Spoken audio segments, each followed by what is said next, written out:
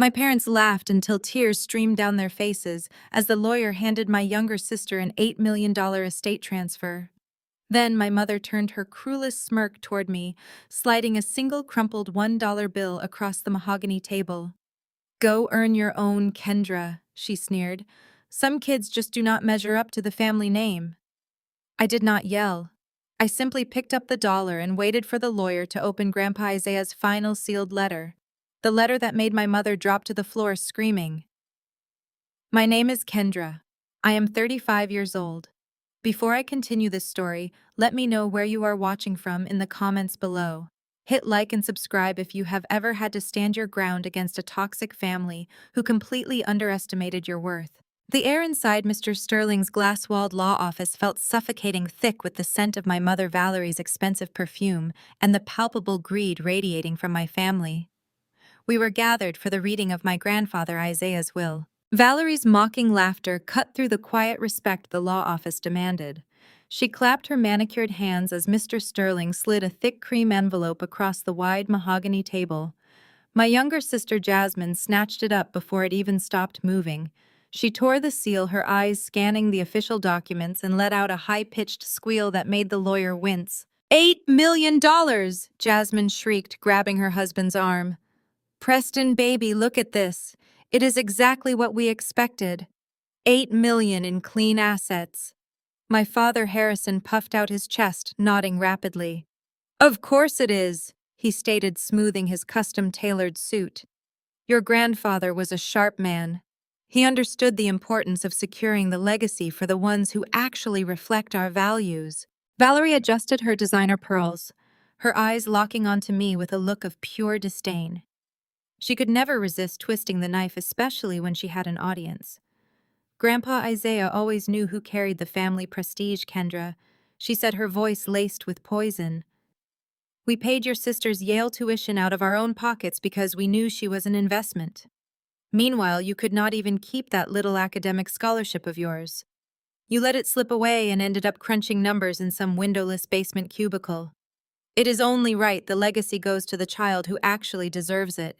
"You mean the scholarship I lost at 18, because you and Harrison fraudulently opened credit cards in my name and tanked my background check?" I asked, my voice deadly calm. "Or are we talking about the day you kicked me out of the house because I refused to co-sign a fraudulent loan for Jasmine's doomed boutique venture?" Valerie waved her hand dismissively, scoffing loudly. "Stop living in the past, Kendra. You were ungrateful then and you are bitter now. You refused to help your family, so you got cut out. Actions have consequences." Jasmine fanned herself with the estate transfer, a triumphant grin on her face. "Oh, Mom, do not be too hard on Kendra. Not everyone is built for high society. We cannot all be winners. Maybe she can use whatever pocket change Grandpa left her to buy a nice frame for her community college degree." The entire side of their table erupted in laughter. My own parents laughing at my expense, celebrating my perceived failure on the very day we were supposed to be laying my grandfather's memory to rest. That was when Preston decided to join in. Preston was exactly the kind of man my parents worshipped. A slick, arrogant white wealth manager who wore expensive watches to hide his lack of actual substance. He leaned back in his tufted leather chair, tapping his gold Rolex against the armrest, looking at me with pure amusement. He reached into his pocket, pulled out his money clip, and extracted a crisp $1 bill. He leaned over the mahogany table and tossed the bill. It floated through the air, landing softly right in my lap. "Don't spend it all in one place," Kendra Preston sneered, his blue eyes gleaming with condescension. "Maybe buy yourself something off the value menu on your way back to your little cubicle." More laughter followed. Harrison actually clapped Preston on the back, a proud father-in-law bonding over the humiliation of his eldest daughter. I looked down at the dollar bill resting on my lap. I picked it up slowly, holding it between my fingers. They expected me to yell, to storm out of the office in tears, giving them the satisfaction of proving I was the unstable, bitter scapegoat they had always painted me to be. I calmly folded the dollar bill precisely in half and then in half again. I opened my bag and slipped the dollar inside. It was a limited edition matte black Birkin bag, an item that cost more than my parents' vehicles combined, but they were far too busy gloating over their supposed victory to recognize luxury when it was sitting right in front of them. "Thank you, Preston," I said, my voice steady, smooth, and completely devoid of the hurt they were desperately hoping to inflict. I will make sure to invest it wisely. Valerie rolled her eyes, leaning back in her chair. Invest it? Listen to her. She thinks reading a few spreadsheets makes her a financial guru. You should listen to Preston Kendra. He actually manages real wealth. He knows how the world works. He just bought Jasmine a new Mercedes for their anniversary, while you probably took the bus here. I drove myself. Mother, I replied, my tone flat, and I do not need Preston's financial advice. I prefer my money clean. Preston slammed his hand on the table. Excuse me, what exactly is that supposed to mean? You sit there with nothing to your name, acting like you are better than us. I handle multi-million-dollar portfolios for the elite of this city. You review tax returns for local laundromats. Do not ever speak to me about clean money, you arrogant dropout. Harrison pointed a finger at me. Do not speak to your brother-in-law that way. He is the CEO of his own firm. He has given Jasmine the life she deserves. The life you could have had if you had just learned your place in this family. But no, you always had to be stubborn. You refused to help us secure the loan for Jasmine's business. And you see where that got you. You get $1. Jasmine gets an empire. Jasmine chimed in, tossing her hair over her shoulder. Let it go, Dad. She is just jealous. She has been jealous since the day you bought me that condo in the city and told her she had to pay rent to live in her own childhood bedroom. She wants what we have, but she is too lazy to work for it. I looked at my sister, taking in her designer clothes and the heavy diamond on her finger. I am not jealous of anything in your life, Jasmine, I said evenly. Not your condo, not your husband, and certainly not your $8 million. Preston puffed up at the insult, wrapping an arm protectively around Jasmine. Just trying to give a little charity, Valerie, he said loudly, making sure the lawyer heard him. We all have to do our part for the less fortunate. Maybe Kendra can use the dollar to buy a value menu burger on her way back to her miserable little apartment. Mr. Sterling cleared his throat. The sound was sharp, cutting through the toxic banter like a blade. The lawyer had remained completely silent during their entire performance, sitting with a posture so rigid it looked painful. Now he adjusted his glasses, his expression hardening into a look of absolute steel. He looked at Valerie, then at Harrison, and finally at Preston. If the celebrations, the insults, and the generous charitable donations have concluded, Mr. Sterling stated, his voice dropping an octave, there is a final addendum to address. Jasmine frowned, clutching her $8 million paper to her chest, as if she thought I was going to leap across the table and steal it. Addendum. What addendum? We just got the estate transfer. We are done here. Grandpa gave us everything. Mr. Sterling did not look at her. He kept his eyes fixed on my parents. He reached out and tapped a secondary, much thicker folder sitting on the corner of his desk. It was sealed with heavy red wax bearing my grandfather Isaiah's personal crest. The $8 million transfer to Jasmine is fully legally binding. Mr. Sterling confirmed, which made my sister let out an audible sigh of relief. However, he continued, his tone turning dangerously cold. It comes with your grandfather's final letter. And a binding, non-negotiable legal contingency that was automatically triggered the moment your sister signed the acceptance paperwork 5 minutes ago. Valerie's smile faltered. Her manicured fingers stopped tapping the table. What does that mean? What contingency? My father was a straightforward man. He wanted Jasmine to have the money. We discussed this before he passed. There is nothing to negotiate. Mr. Sterling picked up a silver letter opener and slid it under the red wax seal. The cracking sound echoed loudly in the tense silence of the room. He pulled out a stack of dense legal documents and a single handwritten letter. Your father was a very straightforward man. Valerie. Mr. Sterling agreed, smoothing out the letter. But he was also a remarkably observant one. He knew about the stolen funds. He knew exactly what you and Harrison have been doing in the dark for the past 10 years. He knew everything. The color instantly drained from my mother's face. The smug, superior mask she had worn since walking into the office shattered, leaving behind stark, naked panic. Harrison gripped the edge of the mahogany table, his knuckles turning white. Jasmine looked back and forth between our parents, confusion masking her arrogant features. I sat back in my chair, perfectly relaxed, my hand resting on the matte black leather of my bag, and prepared to watch my family's illusion of wealth burn to the ground. My mother's mouth opened and closed twice before any sound came out. The smug, superior mask she had worn since walking into the office completely shattered. Stolen funds, she finally choked out, her voice entirely stripped of its previous arrogance. That is a complete fabrication. My father was elderly and his memory was failing. He misplaced ledgers and blamed us for his own terrible bookkeeping. Mr. Sterling did not flinch. He adjusted his glasses and looked directly at my father. Isaiah never misplaced a single ledger, Harrison. In fact, he hired independent auditors 3 years ago. They tracked every unauthorized wire transfer you made from the commercial pension fund straight into Valerie's personal offshore accounts. My father slammed his fist on the mahogany table. We were protecting the family assets. Isaiah was giving money away to charities and community centers, while his own flesh and blood had to maintain our social standing.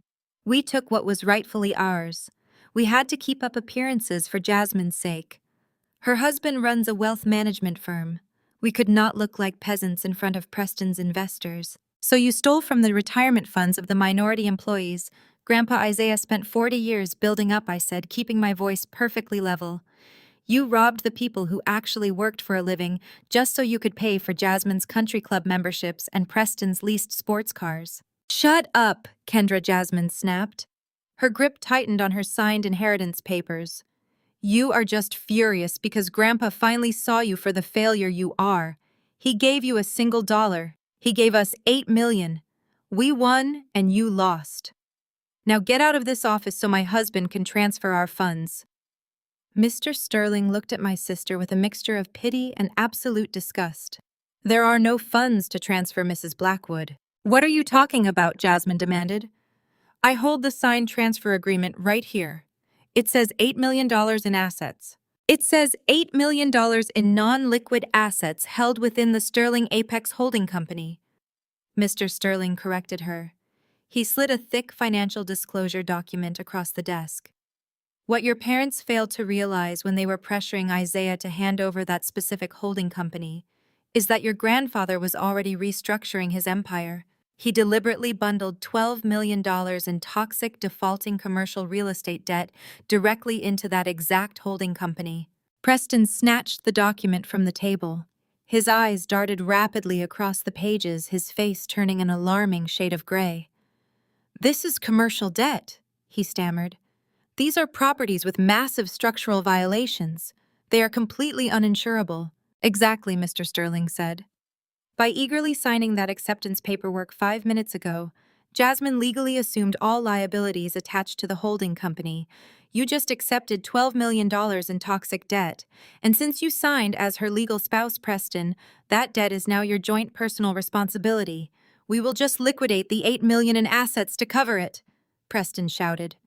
Sweat was forming on his forehead. We will sell the properties and take the loss. You cannot liquidate anything, Mr. Sterling replied coldly. The $8 million in assets are completely frozen in escrow by the primary creditors. You owe $12 million. The first balloon payment of $4 million was due exactly 24 hours ago. You are officially in default. Valerie leaped out of her chair. She pointed a shaking finger at me. You knew about this. You set us up. You manipulated an old man into bankrupting his own sister. I did not have to manipulate anyone, Mother. Grandpa Isaiah watched you drain his life's work to buy designer bags while telling me I was worthless. He simply decided to let you have exactly the company you always demanded. You wanted the prestige. Now you have the debt that comes with it. I was ensuring Jasmine had the proper societal launch, Valerie screamed. You think marriages to men like Preston happen organically. We had to curate an image.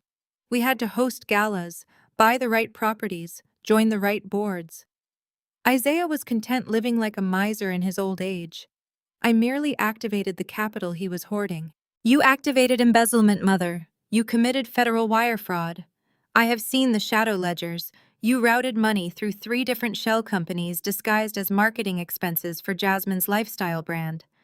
a brand that reported zero revenue for 4 consecutive quarters. "Listen here, you glorified bookkeeper," Preston interjected, attempting to assert his usual dominant posture. "Wealth management requires creative capital allocation. You would not understand the tax strategies involved. We leverage those funds to generate long-term societal equity. Societal equity does not pay back a $12 million commercial mortgage, Preston. And neither does Jasmine's social media following." Jasmine stared at her hands, hyperventilating. "Preston, tell him he is wrong. Tell him we can just reject it. I want to reject it." "We cannot," Preston muttered. His voice lost all its bravado. "She signed the execution clause. The transfer is immediate." "This is a setup," Harrison bellowed. His face turned a dangerous shade of red. Isaiah hated Preston. He always hated Preston. "He designed this to ruin my daughter's marriage." "Grandpa, Isaiah did not ruin anything, Dad. He just gave you exactly enough rope to hang yourselves. He knew you were too greedy to actually read the fine print before signing. He knew Valerie would be too busy gloating about my $1 bill to ask Mr. Sterling for the debt-to-income ratio on the holding company." "Which brings us back to the dollar," Mr. Sterling said. He tapped his pen against the desk, commanding the room's attention once again. "The dollar bill given to Kendra. It was a joke," Preston spat. He glared at me. "A joke she deserves for being a bitter, jealous outcast." "It was not a joke," Mr. Sterling stated. "It was a legally mandated purchase price. Your grandfather placed his primary clean assets into an irrevocable blind trust 5 years ago. The trust document stipulated a buyout clause. Kendra needed to provide a physical documented payment of exactly $1 to legally execute the transfer of all remaining assets." "What remaining assets?" Harrison demanded. His voice was shaking. "We took over the manufacturing plants. We took over the operational accounts. There is nothing left but that toxic holding company." Isaiah sold the manufacturing plants quietly. 3 years ago, Mr. Sterling revealed. He reinvested every cent into a diversified tech and residential real estate portfolio. He placed it all under Kendra's direct management through her forensic accounting firm. By handing her that dollar today, Preston, you legally finalized her purchase of the entire portfolio. "How much is it worth?" Jasmine demanded. Her voice bordered on a hysterical shriek. "How much did she get?" $150 million, Mr. Sterling answered smoothly. "Completely debt-free. And effectively immediately, Kendra is the sole owner." Valerie let out a guttural scream. She lunged across the mahogany table, her manicured hands tearing at the wax-sealed folders. "You lying, manipulative fraud!" she shrieked, knocking over a crystal water pitcher. "That money belongs to us. We are his children. We built this family name." Harrison grabbed Valerie by the shoulders. He pulled her back before she could reach me. He was breathing heavily, his eyes wild with desperation. "We will sue you, Kendra. We will drag you through probate court for the next 20 years. We will prove Isaiah was incompetent." "You will prove nothing, Dad." Grandpa underwent full psychiatric evaluations every 6 months for the last 4 years specifically to prevent you from challenging this will. The doctors recorded every session on video. He was sharper than you ever were. "I dropped out of my first college because you stole my identity to take out loans, Mother. I spent the next 10 years working 80 hours a week building a forensic accounting firm from scratch. Grandpa saw who actually understood the value of a dollar. That is why he gave me the empire and gave you the bill." Preston kicked his leather chair back so hard it slammed into the wall. He pointed a trembling finger right at my face. "You think you have won because of some legal trick. My lawyers will freeze every asset you have by midnight. I know judges in this city. I know politicians. I will have your little accounting firm audited into dust. You will be begging us to give you that single dollar back." I stood up slowly, smoothing the skirt of my custom suit. I reached into my bag and pulled out my sleek matte black business card. I slid it across the mahogany table until it stopped right in front of Preston. "You are going to need a miracle to restructure a defaulted $12 million commercial loan, Preston," I said, maintaining perfect eye contact. "When the bank comes to seize your personal assets, give my firm a call." Mr. Sterling adjusted his reading glasses and flattened the thick parchment on his desk. The silence in the room was so absolute I could hear the faint ticking of Preston's gold Rolex. "This is absurd," Harrison barked, slamming his hand flat against the mahogany. My father was 87 years old. His mind was slipping. Whatever he wrote in that letter was the result of dementia likely planted there by someone whispering poison into his ear. He shot a venomous glare in my direction. "Your father passed a rigorous psychological evaluation every quarter for the last 4 years of his life," Harrison, Mr. Sterling replied without looking up. "He anticipated your exact objection. I have the certified medical affidavits right here in this folder. Shall I read those first, or shall we proceed with the final words of the man whose estate you are currently sitting in?"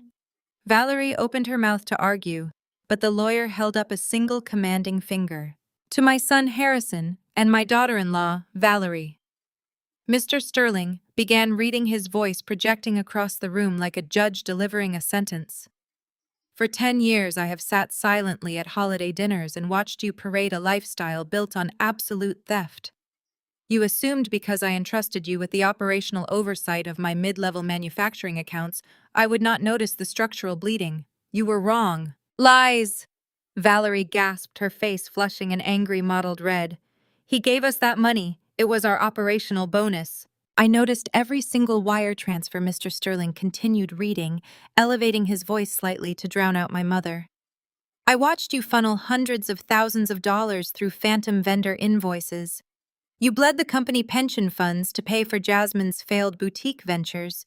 You siphoned capital to lease Preston's luxury sports cars and maintain your platinum-tier country club memberships.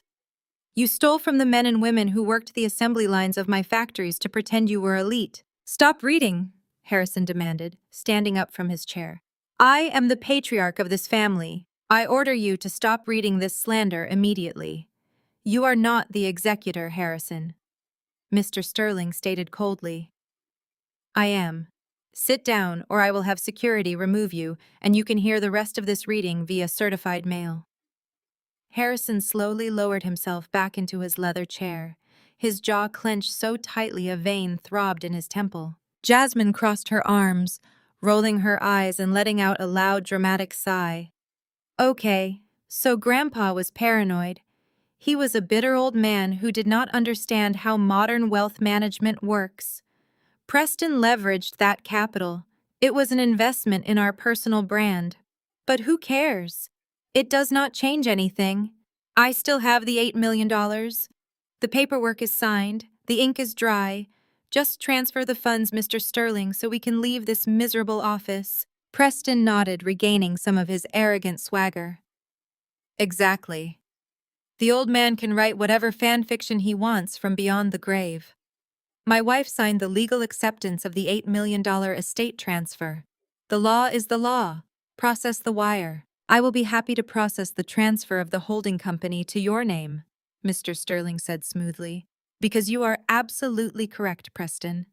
The law is the law, and your wife just signed the binding acceptance for complete ownership of the Sterling Apex Holding Company."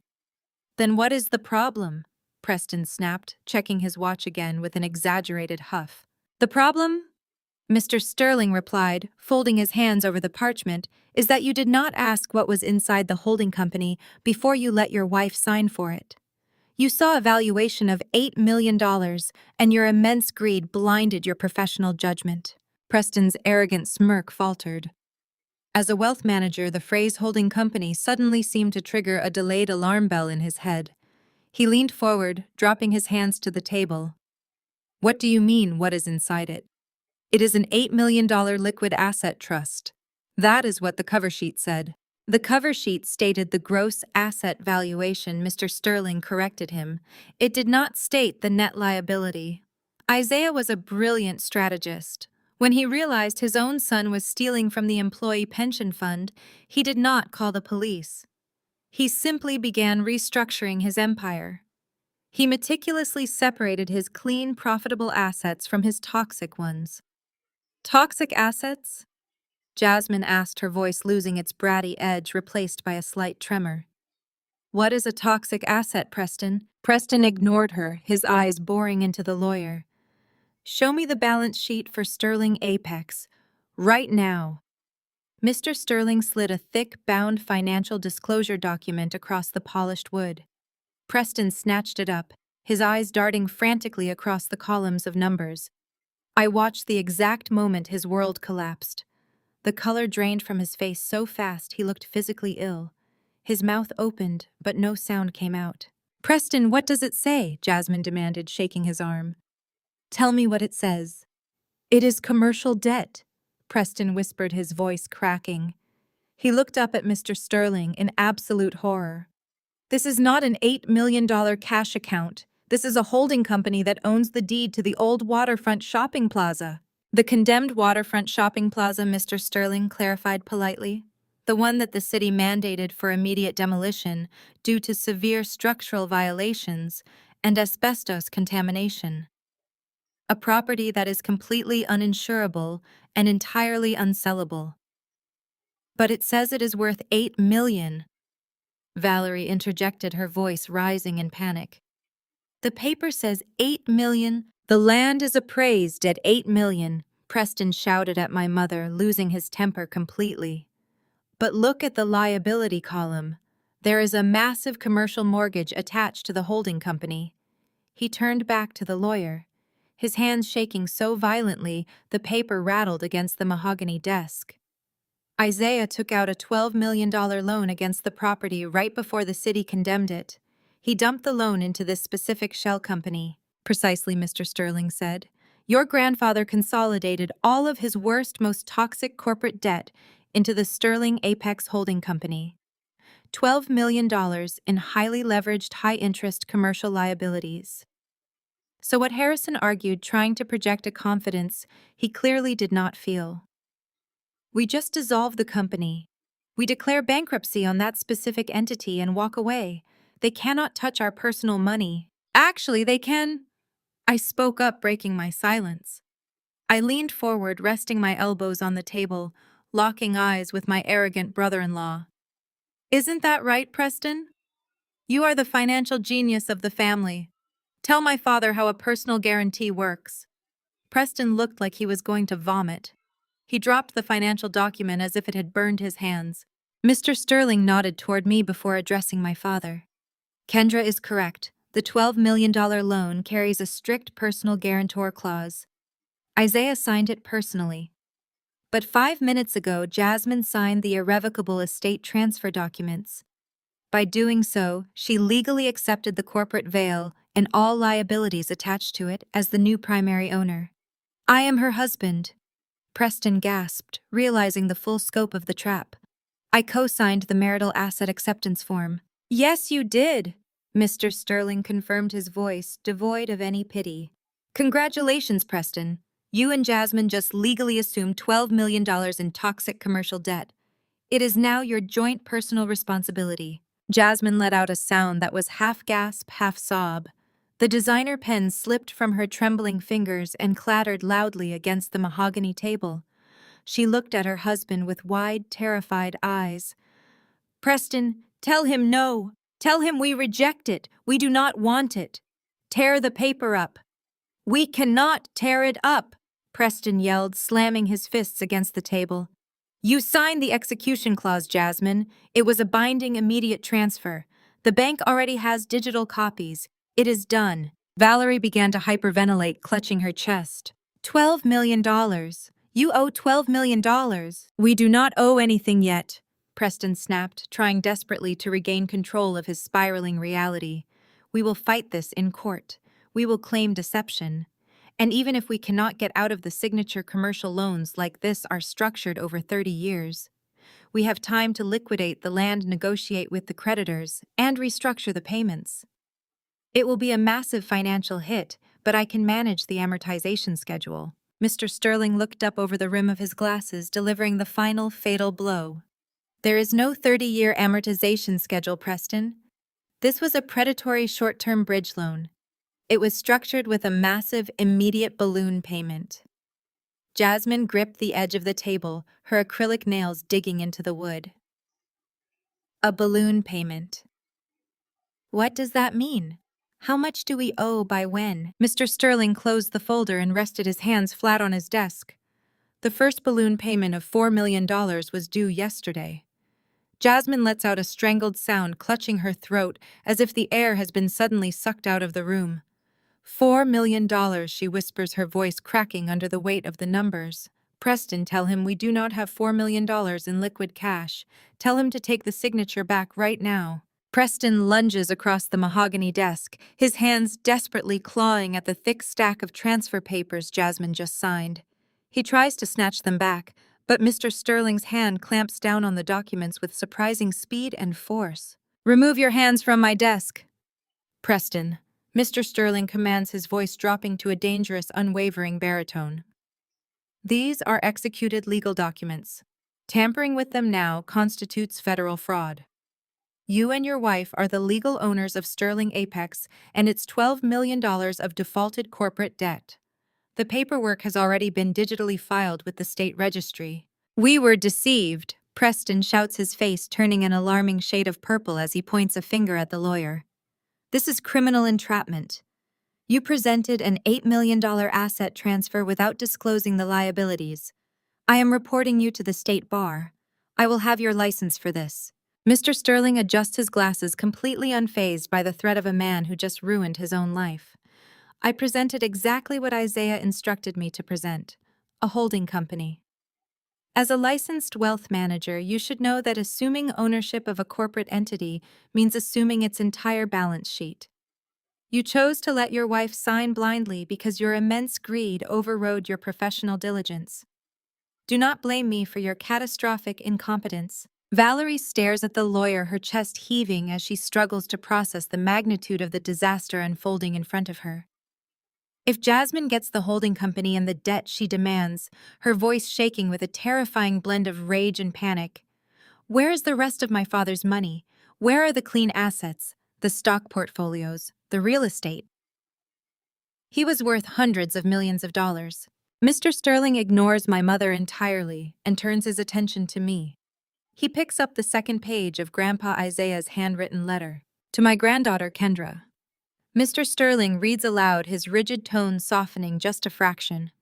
You were the only one who never asked me for a handout. You were the only one who refused to participate in the financial circus your parents created. When they threw you out of their home at 18, because you possessed the moral backbone to refuse a fraudulent loan you did not break. You built an empire of your own. You became a brilliant forensic accountant. And more importantly, you became the only person I could trust when I realized my own son and daughter-in-law were bleeding my life's work dry. Harrison grips the edge of the table, his knuckles turning stark white against the dark wood. He is breathing heavily, his eyes darting frantically around the room. She manipulated him. Harrison growls, pointing a trembling finger at me. She got into his ear and poisoned him against his own flesh and blood to steal our money. I did not have to poison anyone, Dad. I say calmly, keeping my posture perfectly relaxed while my family implodes. I simply audited his books. Grandpa Isaiah hired my firm 3 years ago. We found the shell companies you and Mom set up to funnel his employee pension funds into your private accounts. We found the fake vendor invoices you used to pay for Jasmine's luxury cars and Preston's country club fees. I just showed him the math. You provided the poison all on your own. Mr. Sterling clears his throat to regain control of the room and continues reading the final paragraph of the letter. Because of your exceptional integrity, Kendra, I placed my entire clean portfolio into an irrevocable blind trust 5 years ago. I named you the sole successor. However, corporate law requires a documented financial transaction to execute the final transfer of a living trust of this magnitude. A legal purchase price must be paid in physical currency to bypass probate entirely. The designated purchase price for the primary trust is exactly $1 US. The silence in the office becomes absolute. The rapid ticking of Preston's gold Rolex sounds like a sledgehammer striking an anvil.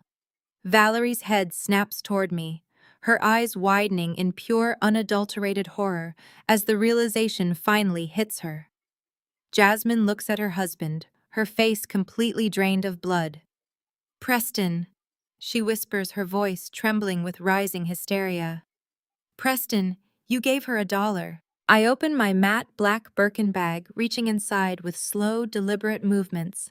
I pull out the crisp $1 bill that Preston threw at me just 10 minutes earlier. I smooth out the crease he folded into it, place it flat on the polished mahogany desk, and slide it directly across to Mr. Sterling. I believe this covers the purchase price, Mr. Sterling. I say, my voice steady and clear. Mr. Sterling picks up the dollar bill. He pulls a heavy brass stamp from his top drawer, presses it firmly into a black ink pad, and stamps the face of the dollar bill. He places it inside a clear plastic evidence sleeve and attaches it to the thick, wax-sealed folder sitting on his desk. Payment received and verified, Mr. Sterling states. He slides the massive folder across the desk until it rests directly in front of me. Congratulations, Kendra. You are now the sole undisputed owner of the Isaiah Sterling Primary Trust. The portfolio includes controlling shares in 3 major Silicon Valley tech firms, unencumbered commercial real estate in Manhattan and Chicago, and vast liquid cash reserves. The total valuation, completely free of any debt or liability, is $150 million. Valerie snaps. A guttural, animalistic scream rips from her throat. She lunges across the wide desk, her manicured hands hooked into claws, desperately swiping at the wax-sealed folder sitting in front of me. She knocks over a heavy crystal water pitcher in her blind rage, sending ice and water cascading across the expensive mahogany surface. That is my money! Valerie shrieks, her face contorted with absolute fury as she reaches for my throat. You ungrateful thief! You stole my birthright! Give it back to me right now! Harrison grabs Valerie firmly around the waist, pulling her backward before she can reach my side of the table. She thrashes wildly against his grip, kicking her designer heels against the desk, sobbing and screaming that I ruined her life. Harrison struggles to restrain her, his own face twisted in a mask of sheer panic and uncontrolled anger. Jasmine buries her face in her hands, weeping loudly, hyperventilating as she realizes she is officially millions of dollars in debt, while I am sitting on a $150 million empire. Preston erupts. He kicks his heavy leather chair backward with such force that it crashes violently into the expensive wood paneling of the office wall. He paces the floor like a caged animal, running his hands aggressively over his face, his breathing ragged and loud. This is elder abuse, Preston shouts, spittle flying from his lips. He slams his fist onto a side table, rattling a heavy brass lamp. It is a massive, coordinated scam. You took advantage of a dying old man who did not have the mental capacity to understand what he was signing. You orchestrated this whole thing to steal from your own family. Grandpa Isaiah underwent full psychiatric evaluations every 6 months for the last 4 years, specifically to prevent you from making that exact claim. Preston, I reply, watching his meltdown with complete detachment. The doctors recorded every single session on high-definition video. He was sharper than you will ever be. You are just furious because you realize you handed me the exact tool I needed to finalize your financial execution. Preston stops pacing. He marches back to the table, leaning over it until he is inches from my face. He points a shaking, aggressive finger directly at me, his blue eyes burning with hatred. You think you have won because of some cute legal trick, he seethes, his voice shaking with venom. You have no idea who you are dealing with. I manage money for the most powerful people in this state. My lawyers will file emergency injunctions before you even leave this building. We will freeze every single asset in that trust by midnight. I will tie you up in probate court for the next 30 years. I will drain every cent you have ever made in legal fees until you are living on the street. You will be crawling back to us, begging on your hands and knees for that single dollar back. I do not flinch. I do not lean away. I hold his furious gaze, letting the silence stretch just long enough to make him incredibly uncomfortable. Then I reach into the inside pocket of my bag. I pull out my sleek, matte black business card. The gold foil lettering catches the overhead light as I drop it onto the table. I slide the card slowly across the wood until it rests right in front of Preston's shaking hands. You are going to need a miracle to restructure a defaulted $12 million commercial loan, Preston. I say, my voice dropping to a whisper that cuts easily through the chaotic room. Give my forensic accounting firm a call when the bank comes knocking to seize your personal assets. We charge $1,000 an hour for consultations, but for you, I might offer a family discount. It had been exactly 48 hours since the catastrophic reading of Grandpa Isaiah's will. 48 hours since my sister Jasmine and her arrogant husband Preston legally absorbed $12 million of toxic defaulting commercial debt. 48 hours since I became the sole manager and beneficiary of a $150 million empire. I was standing in the kitchen of my downtown penthouse watching the morning fog roll over the city skyline through the floor-to-ceiling windows. The penthouse was my private sanctuary. I had purchased it 3 years ago, a testament to the success of my forensic accounting firm.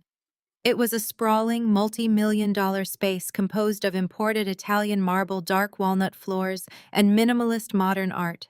It represented everything I had built with my own 2 hands entirely without the help of the people who shared my last name. The absolute silence of my morning routine was shattered by a violent, concussive pounding.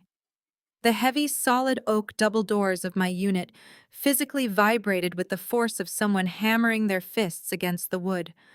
I set down my coffee mug, my brow furrowing. My building had some of the strictest security protocols in the city. The concierge desk downstairs required biometric clearance and direct tenant authorization for anyone to even access the private elevators. I walked over to the digital security panel mounted on the wall and pulled up the live feed from the corridor cameras. Standing in my private elevator vestibule were my parents, Valerie and Harrison. They looked completely unhinged. Valerie's usually immaculate blonde hair was windblown and frizzy, her designer trench coat thrown haphazardly over wrinkled clothes. Harrison was red in the face, sweating profusely as he continued to slam his fist against the doorframe, his breathing heavy and erratic. My phone buzzed on the counter. It was an urgent alert from Antoine, the head of building security. Miss Wilson, I apologize. The visitors in Unit 4201 claimed a severe cardiac emergency.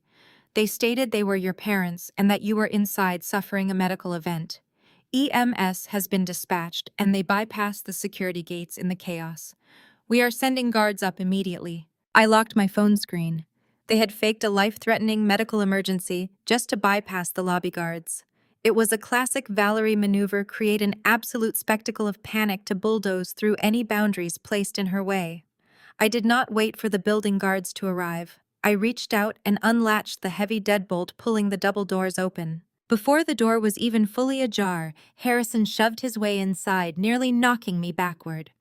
Valerie surged in right behind him, her eyes darting around the space with frantic predatory energy. They stomped across the pristine walnut floors, their shoes tracking city dirt onto my custom silk rugs. What was truly remarkable was their complete and utter blindness. They were standing in a penthouse that was worth more than their entire suburban estate, surrounded by panoramic views of the financial district. Yet they did not pause for a single second to register my success. They did not look at the expensive art, the custom furniture, or the sheer scale of the wealth I had independently accumulated. To Valerie and Harrison, I was not a self-made CEO.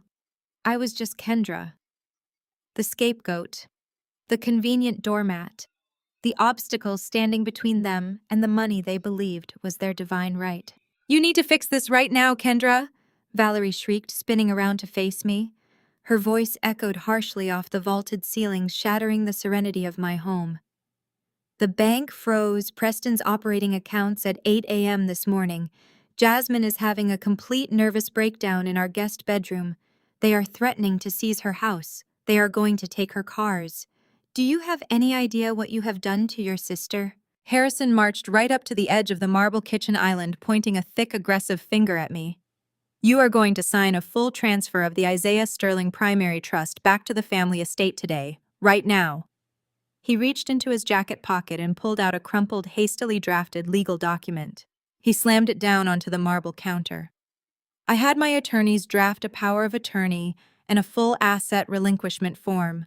We will clear this toxic debt Preston is trapped in, and we will distribute the remaining assets properly, as a family, the way Isaiah intended before you brainwashed him. I leaned casually against the edge of the counter, crossing my arms over my chest.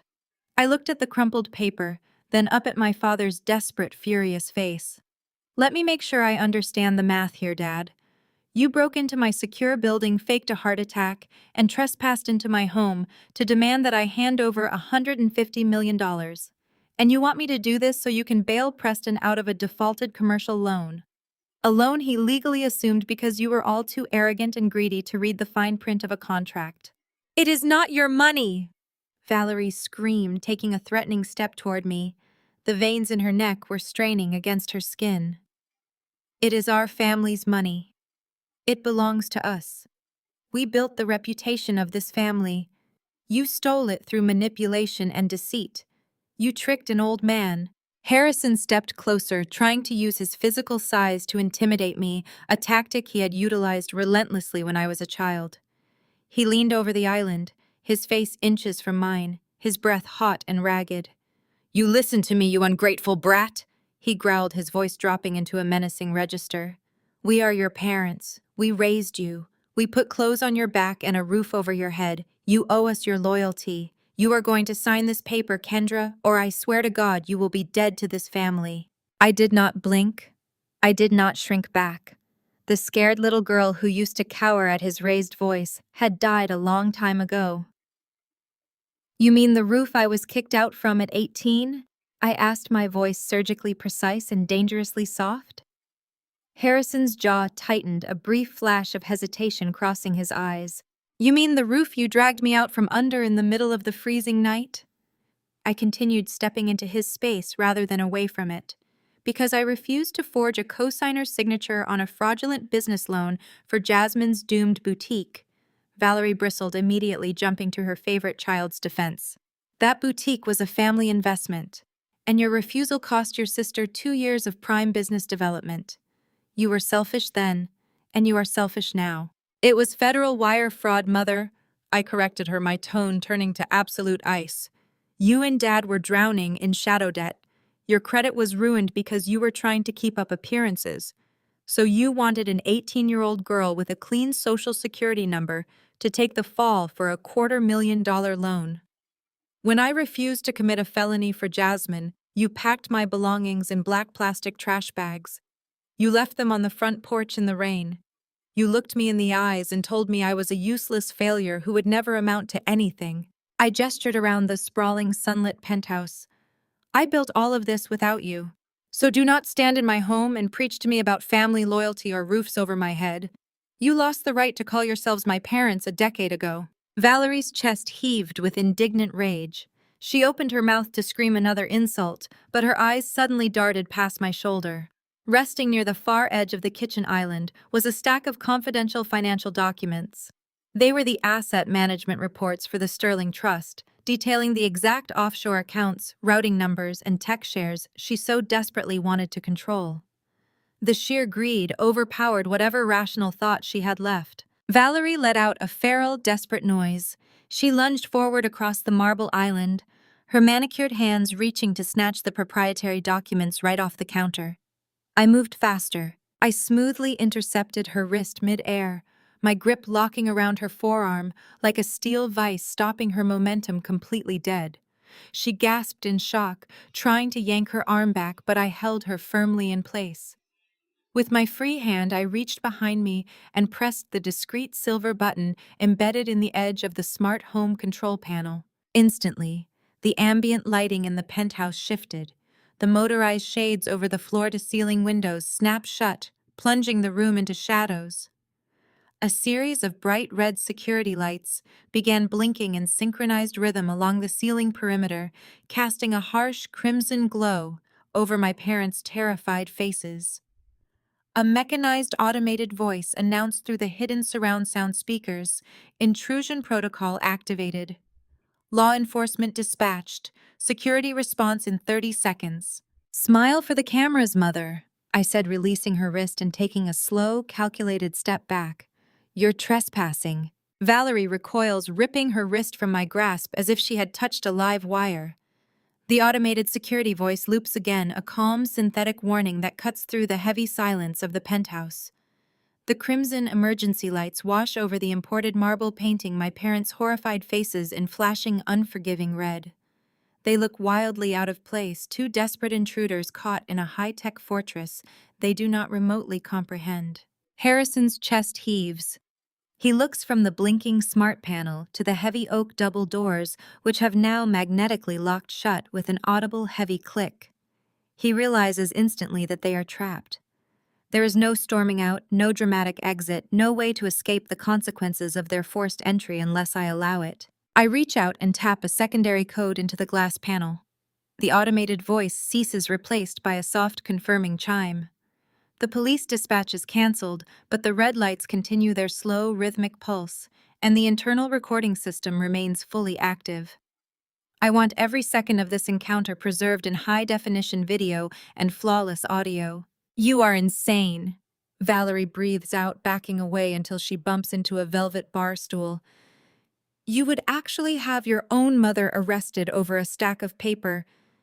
You did not break in here for paper, mother. I reply, my voice perfectly level. You broke in here to steal $150 million to cover up a decade of your own financial crimes.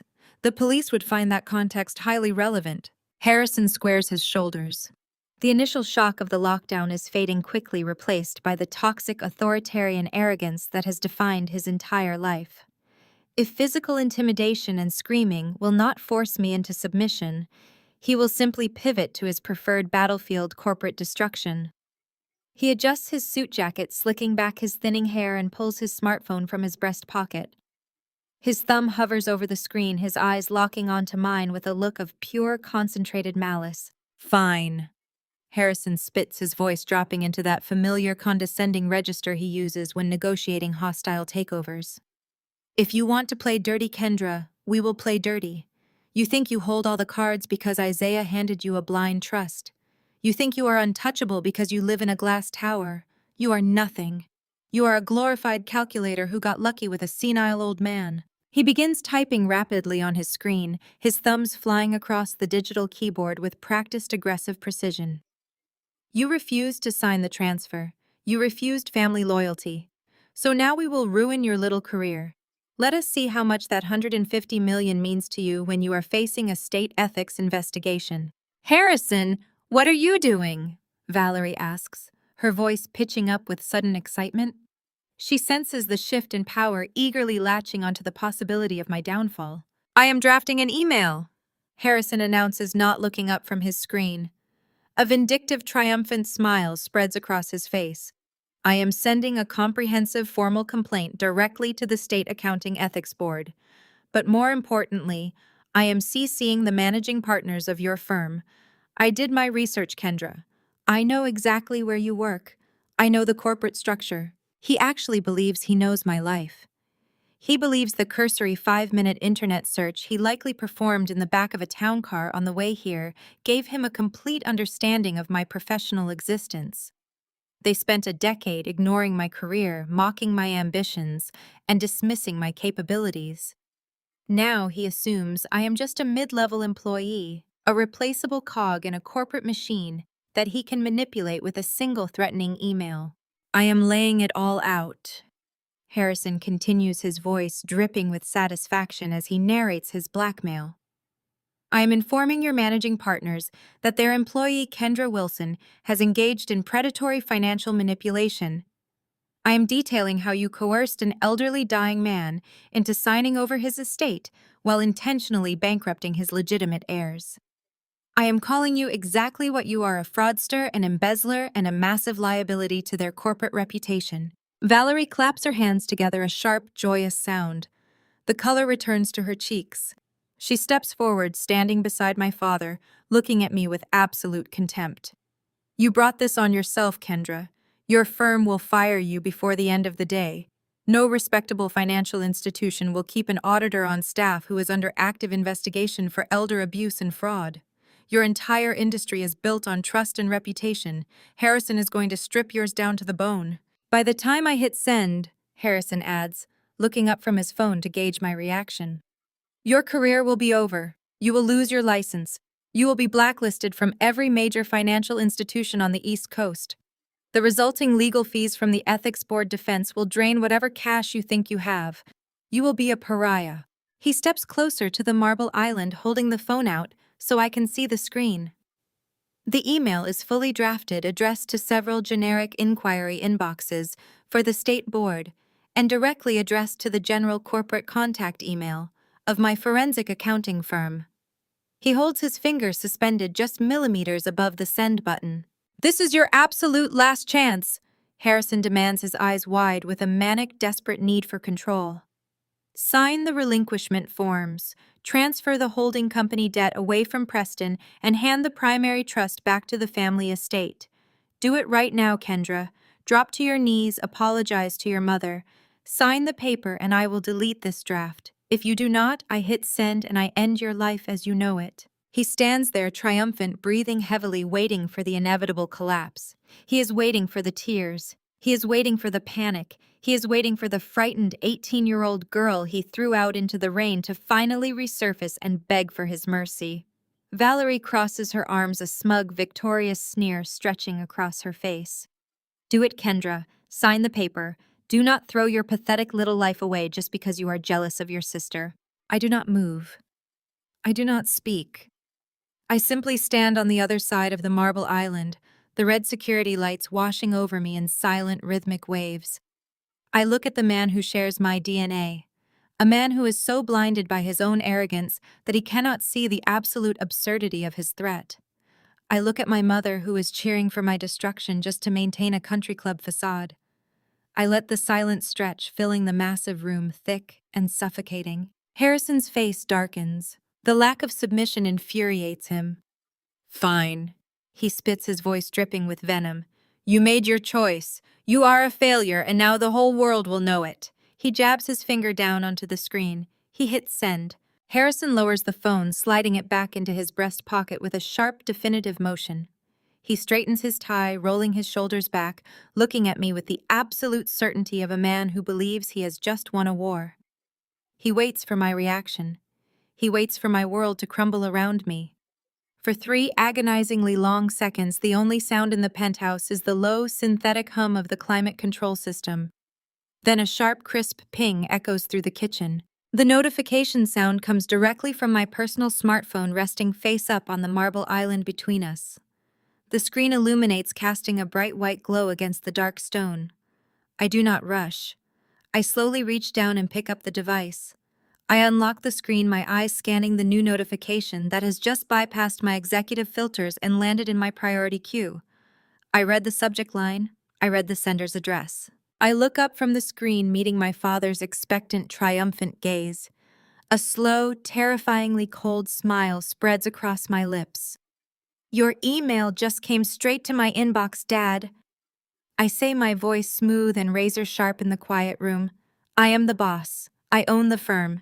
The color drained from my father's face, leaving him looking like a hollowed-out shell of the arrogant man who had barged into my penthouse.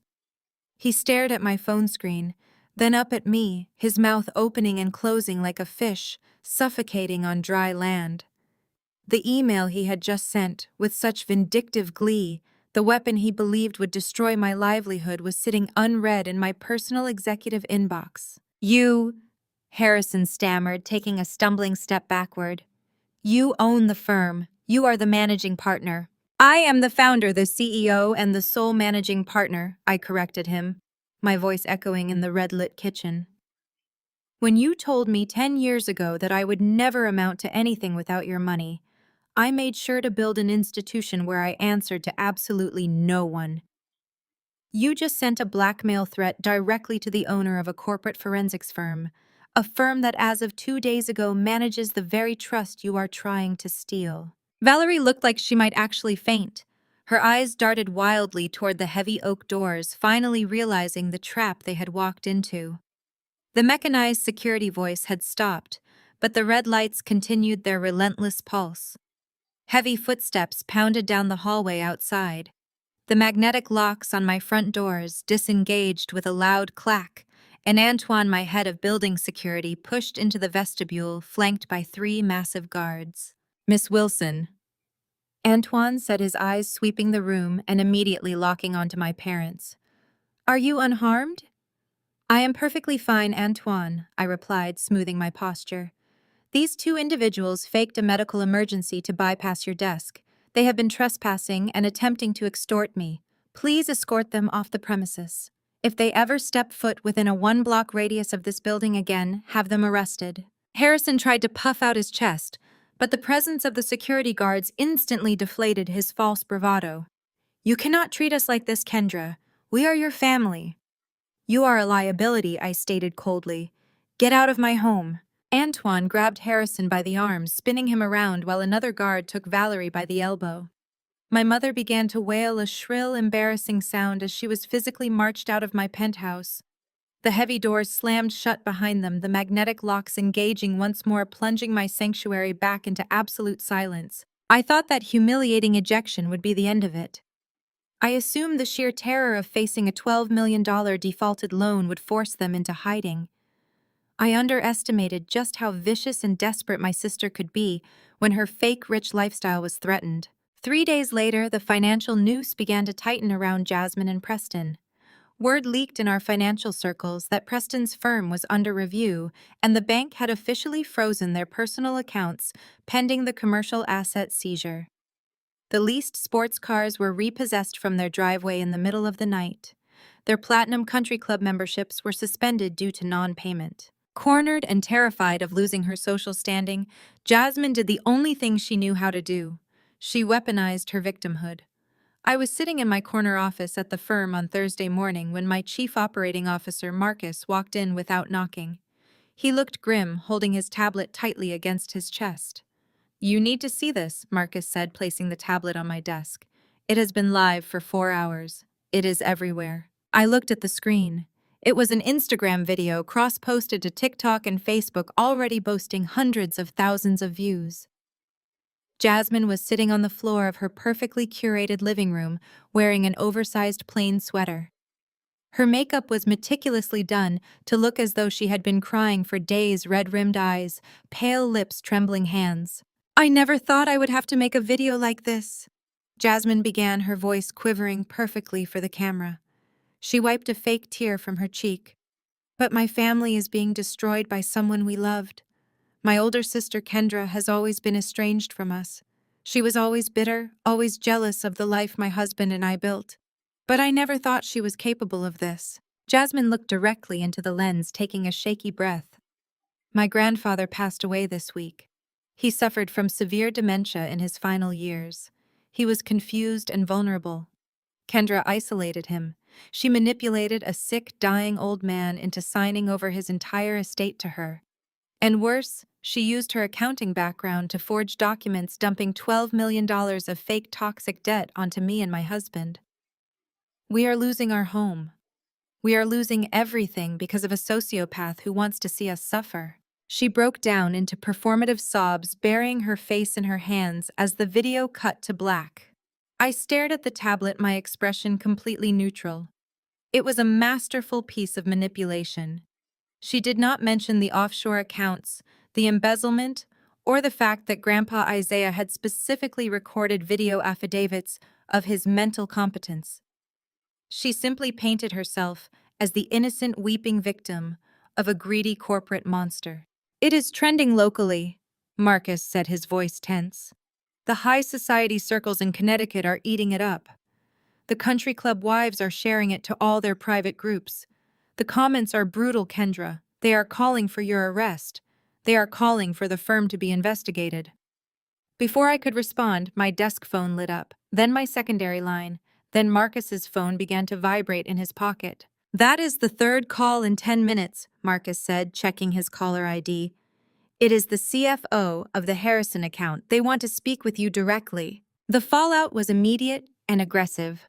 Within 2 hours, my firm's reception desk was flooded with calls from elite clients, wealthy country club associates, and prominent business owners who ran in the same circles as my parents.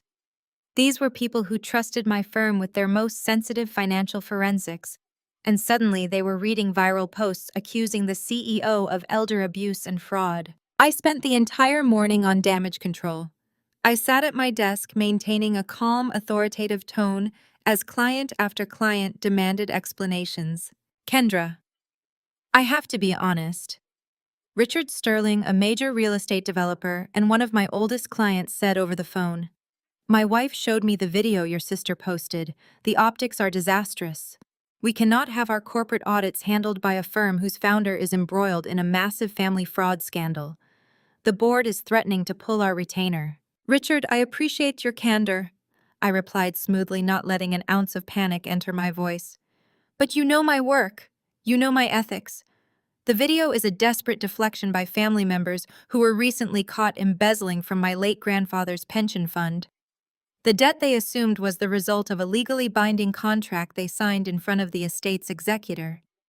I have hard documentation, audited ledgers, and video affidavits from medical professionals proving my grandfather's competence. I am happy to send you the redacted court filings if your board requires reassurance. I managed to stabilize the largest accounts by projecting absolute unbothered confidence, but the sheer volume of the smear campaign was taking a toll. Jasmine's video was whipping their social circle into a frenzy of misplaced righteous indignation. They were bleeding me through public relations because they could not beat me in a courtroom. At 2 p.m., the situation escalated from a digital nuisance to a physical confrontation. The heavy glass doors of my firm's corporate lobby were shoved open violently.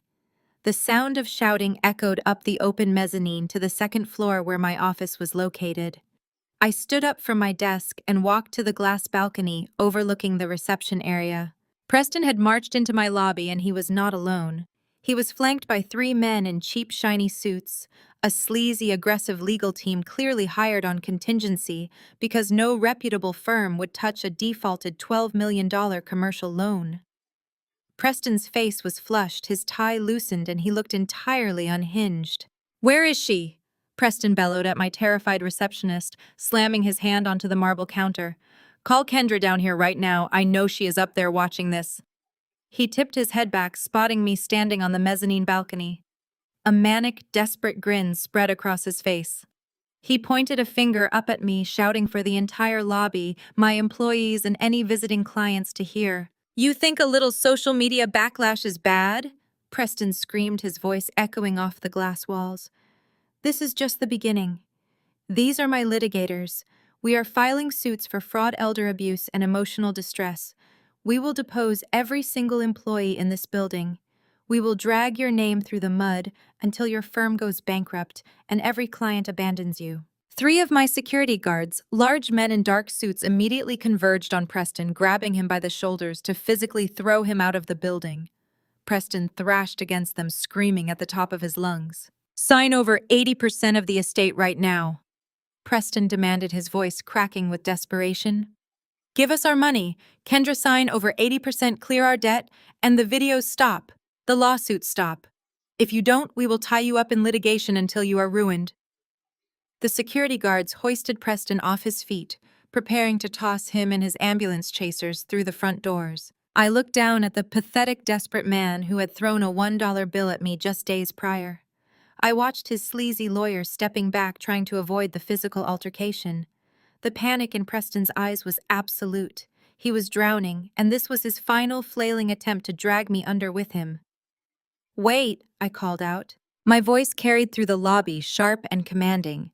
The security guards immediately froze, holding Preston firmly in place. The entire floor went completely silent, every employee staring up at me. I rested my hands on the glass railing, looking down at my brother-in-law with a cold, calculated smile. I raised a single hand, signaling the guards. "Let him go," I ordered smoothly. "Let him into my office. Alone." The heavy acoustic glass door clicked shut instantly, severing the chaotic noise of the lobby below. Preston stood in the center of my executive office, his chest heaving, his expensive tailored suit jacket rumpled from his brief, pathetic struggle with my security team. He sneered at the minimalist slate decor, the custom mahogany shelving, and the panoramic view of the city skyline stretching out behind me. He was desperately trying to project dominance in a room where he held absolutely zero power. I remained seated behind my desk, my hands folded neatly over a pristine leather blotter. I did not offer him a chair. I simply waited, letting the utter silence of the soundproofed room stretch out until it became deeply uncomfortable. Preston broke first. He began to pace the length of the imported Persian rug, pointing his finger at me like a weapon, unleashing a barrage of rehearsed legal threats. He told me that Jasmine's social media video was merely a warning shot. He claimed his attorneys were currently filing injunctions in 3 different counties to freeze the Isaiah Sterling primary trust. He detailed how he was going to depose every single employee in my firm's subpoena, all my communication records, and drag my name through the mud until my elite clients abandoned me. You think you can play in the big leagues just because an old man handed you a winning lottery ticket? Preston snarled, slamming his hands down on the edge of my desk and leaning over it. You are a glorified calculator. You do not understand how real wealth operates. We will bury you in litigation for the next 20 years. We will drain every cent you have ever made in legal fees until you are living on the street. You will be crawling back to us begging on your hands and knees to settle. But if you sign over 80% of the estate right now and clear the debt on that holding company, I will call my lawyers off. I will have Jasmine delete the video. We can make this all go away, Kendra. I let him finish. I let him exhaust his entire vocabulary of intimidation, watching him breathe heavily, waiting for the inevitable moment when he expected me to break down panic and slide a settlement agreement across the desk. Instead, I reached forward and pressed a single silver button on my console. The dual ultra-wide monitors, resting on my desk, hummed quietly as their motorized mounts swiveled smoothly, rotating 180 degrees until the screens were facing Preston directly. Preston blinked, his arrogant sneer faltering as his eyes dropped to the glowing displays. The monitors were filled with highly detailed color-coded spreadsheets, banking routing numbers, encrypted communication logs, and scanned copies of corporate tax filings. You seem to have fundamentally misunderstood what I do for a living, Preston. I said, my voice surgically precise and dangerously calm. I am a forensic accountant. I do not just manage money, I track missing money. I dismantle financial illusions for a living. You assumed that after Jasmine posted her little performance piece on the internet this morning, I would be sitting in my office crying over my reputation. You assumed wrong. Preston stared at the screens, his eyes darting rapidly across the rows of data. I watched the exact moment his brain registered what he was looking at. The blood drained from his face so quickly, he appeared completely translucent. I spent the last 48 hours utilizing the vast resources of my firm to conduct a comprehensive, unauthorized audit of Blackwood Financial. I continued leaning back in my chair. You have been projecting the image of a titan of industry, Preston. You leased the German sports cars, you bought the country club memberships, and you funded Jasmine's ridiculous fake rich influencer lifestyle. But $12 million in defaulted commercial debt is a very heavy anchor, and it made me wonder how exactly you were keeping your head above water. That is illegal, Preston stammered, taking a stumbling step backward. His voice was barely a whisper. You hacked my firm. You cannot use any of this. I did not hack anything, I corrected him smoothly. You left a trail of breadcrumbs so wide and so sloppy that a first-year accounting student could have followed it. You are not a criminal mastermind, Preston. You are just a desperate man who got greedy. I stood up, walking around the edge of the desk to stand beside the monitors. I tapped a polished fingernail against the left screen. Let us review your portfolio, shall we? You manage retirement accounts for high-net-worth individuals, primarily the elderly. People who trust you. People who do not understand the intricacies of digital wealth management. I found 5 distinct shell companies registered in Delaware under variations of your middle name. For the past 3 years, you have been systematically skimming from the portfolios of your most vulnerable clients. You charged phantom consulting fees, fabricated administrative costs, and executed unauthorized fractional transfers. Preston was shaking. His hands trembled at his sides, his mouth opening and closing as he tried to formulate a defense that simply did not exist. You stole $400,000 from the estate of a 78-year-old widow suffering from early-stage Alzheimer's. I stated, my voice dropping an octave, heavy with disgust. You routed her late husband's pension through 3 different LLCs and used it directly to pay for Jasmine's luxury vacation to Dubai last spring. You siphoned another $600,000 from a retired school teacher's trust fund to pay the lease on your office space and buy your wife's designer wardrobe.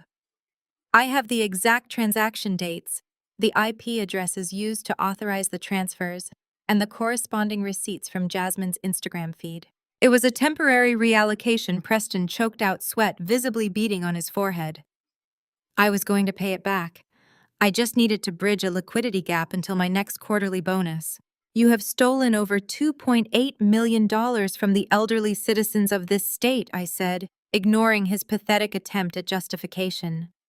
You are running a localized Ponzi scheme to fund a lifestyle you could never actually afford. You accused me of elder abuse in the lobby of my own building, but you are the one financially bleeding senior citizens dry to buy Rolex watches. Preston's chest heaved. The reality of his absolute destruction was finally sinking in. There would be no settlements. There would be no negotiations. The arrogant facade completely shattered, leaving behind a terrified, cornered animal. He looked at the monitors, then looked at me, a wild, dangerous glint entering his eyes. With a sudden, desperate roar, Preston lunged across the desk, his hands reaching violently for my keyboard and the hard drive resting beneath the monitors. He intended to smash them, to physically destroy the evidence that would send him to federal prison for the next 20 years. He never even made it to the desk. From the deep shadows of the executive suite's private alcove, Antoine stepped out. My head of security moved with terrifying speed and precision. He intercepted Preston mid-lunge, grabbing him by the collar and the belt, and slammed him face first onto the polished slate floor. The impact knocked the wind out of Preston in a harsh, agonizing gasp. Antoine planted a heavy knee firmly into the center of Preston's back, pinning him immovably to the ground. I did not flinch. I slowly walked over, looking down at my brother-in-law as he gasped for air against the cold floor. I already sent securely encrypted copies of these files to 3 separate offline servers. Preston, I said, looking down at his defeated, panicked face. If your wife posts one more tearful, lying video about me on the internet, or if your lawyers file a single piece of fraudulent litigation against the Sterling Trust, this entire forensic dossier goes directly to the Securities and Exchange Commission. I will copy the FBI, the State Banking Authority, and the families of every single client you defrauded. You will not just lose your license, you will go to federal prison. Preston squeezed his eyes shut, letting out a pathetic, broken whimper. He knew he was finished. Oh, and Preston, I added, leaning down just slightly so he could hear every word perfectly. I liquidated a small fraction of the cash reserves from my grandfather's trust yesterday afternoon. I used it to purchase the commercial high-rise building where your firm currently leases its office space. Preston opened his eyes, staring up at me in absolute, devastating horror. I am your new landlord, I smiled coldly. And your rent just tripled effective today. Antoine, throw this trash out of my building. The crisp November air bit at my cheeks as I stepped out of the back of my hired town car. The sprawling historic family mansion sat at the end of a long, sweeping bluestone driveway, illuminated by excessive landscape lighting that painted the massive colonial structure in a warm, artificial glow. The driveway was packed shoulder to shoulder with luxury vehicles. Porsches, Mercedes-Benzes, and imported sedans lined the manicured lawn. A hired valet in a sharp red vest rushed forward to open my door, his eyes darting nervously to the 2 men stepping out of the trailing SUV. Valerie and Harrison were hosting their annual Thanksgiving gala. It was a local high society tradition, a carefully choreographed performance designed to project absolute financial invulnerability. They had explicitly excluded me from the guest list weeks ago, long before the reading of Grandpa Isaiah's will, citing my unacceptable career focus and my lack of proper social grace. Now knowing what I knew, the sheer audacity of this catered event was staggering. Preston was drowning in $12 million of toxic commercial debt. He was actively being investigated for embezzling millions from vulnerable senior citizens. Jasmine was spending her days posting tearful, fabricated videos to farm internet sympathy. Valerie and Harrison were bankrupting their own retirement accounts just to maintain the illusion of generational wealth. Yet here they were hiring a 12-piece string quartet and a team of private caterers to serve roasted pheasant and truffle mashed potatoes to 50 of the state's most elite socialites. They were dancing on the deck of a sinking ship, pretending the water rising around their ankles was just spilled champagne. I smoothed the lapels of my tailored charcoal overcoat. I did not look like a woman coming to celebrate a holiday. I looked like an executioner. Flanking me were two men in sharp, identical navy suits. David and Mark were senior property appraisers from a highly discreet, ruthlessly efficient corporate valuation firm. They carried heavy leather briefcases and laser measurement tools, their expressions entirely devoid of emotion. They were not here to eat. They were here to work. We walked up the wide brick steps to the grand double doors. A hired butler, in a pristine white uniform, stood guard at the entrance. He opened his mouth to ask for my invitation, but I simply walked past him, my two escorts moving him smoothly and silently out of our path. The warmth of the grand foyer hit me instantly, smelling of roasted sage, expensive wood smoke, and heavy floral arrangements. I could hear the string quartet playing a lively classical piece from the formal living room. Laughter echoed from the adjacent banquet hall. The clinking of crystal wine glasses and the low, wealthy hum of important people networking filled the air. I moved deliberately toward the dining room. The heavy mahogany doors were pinned open.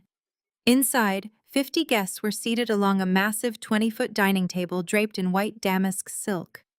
I recognized local politicians, the president of my parents' country club, and several high-profile real estate developers.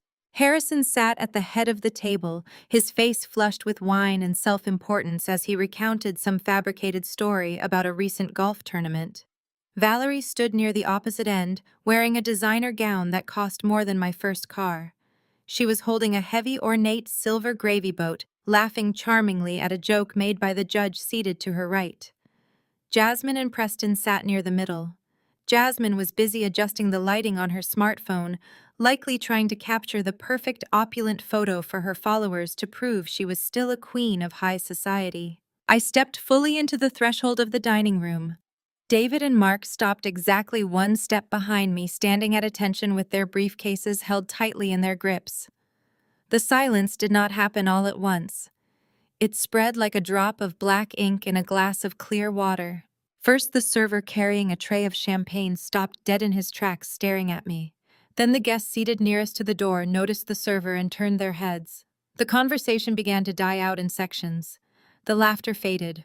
The string quartet in the other room suddenly sounded glaringly loud as the dining room went completely suffocatingly silent.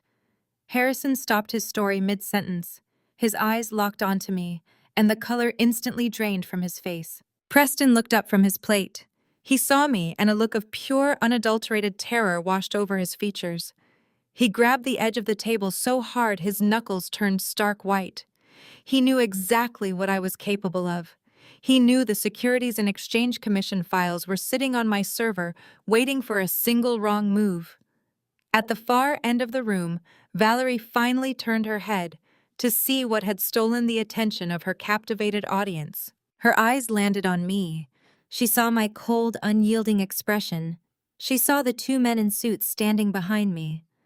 The heavy silver gravy boat slipped directly through Valerie's manicured fingers. It plummeted toward the table, crashing violently onto a stack of imported hand-painted porcelain plates. The deafening sound of shattering china ripped through the silent room. Thick, rich brown sauce exploded outward, splattering across the pristine white damask tablecloth, ruining the floral centerpiece and splashing onto the expensive silk dress of the judge's wife seated nearby. Several guests gasped, pulling their chairs back from the sudden mess. Valerie did not even look at the destruction she had just caused. Her face contorted into a mask of absolute furious panic. "Who let you in?" Valerie shrieked, her voice cracking with hysteria as she pointed a shaking finger at me across the length of the ruined table. "You are a disgrace. You are not welcome at this table. Get out of my house right now." Jasmine jumped to her feet, her chair screeching harshly against the hardwood floor. She gripped Preston's arm, her eyes wide and manic. "You sociopath!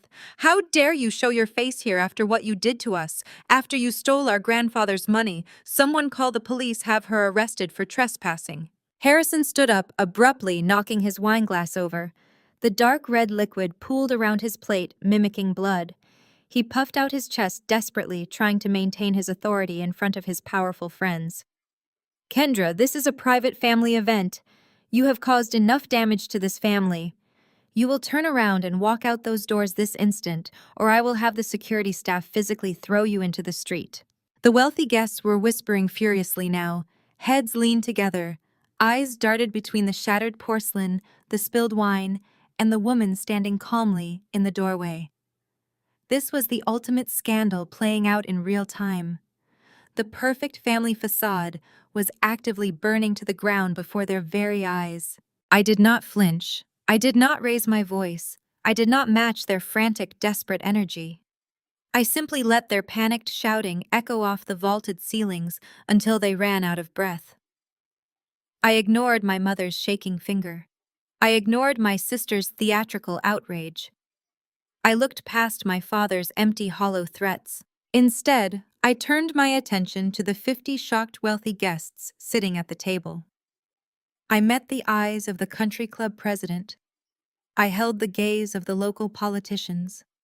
I made sure every single person in that room heard my voice with absolute crystal clarity.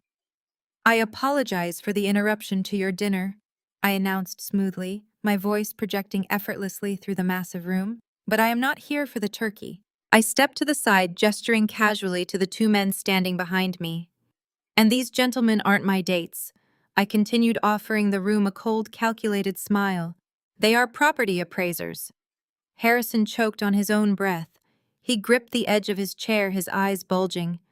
What are you talking about? You have no jurisdiction here. This is my home. This was your home, Dad, I corrected him, pulling a folded legal document from the inside pocket of my overcoat. When Preston signed the assumption of liability for Sterling Apex, he absorbed $12 million of defaulting commercial debt.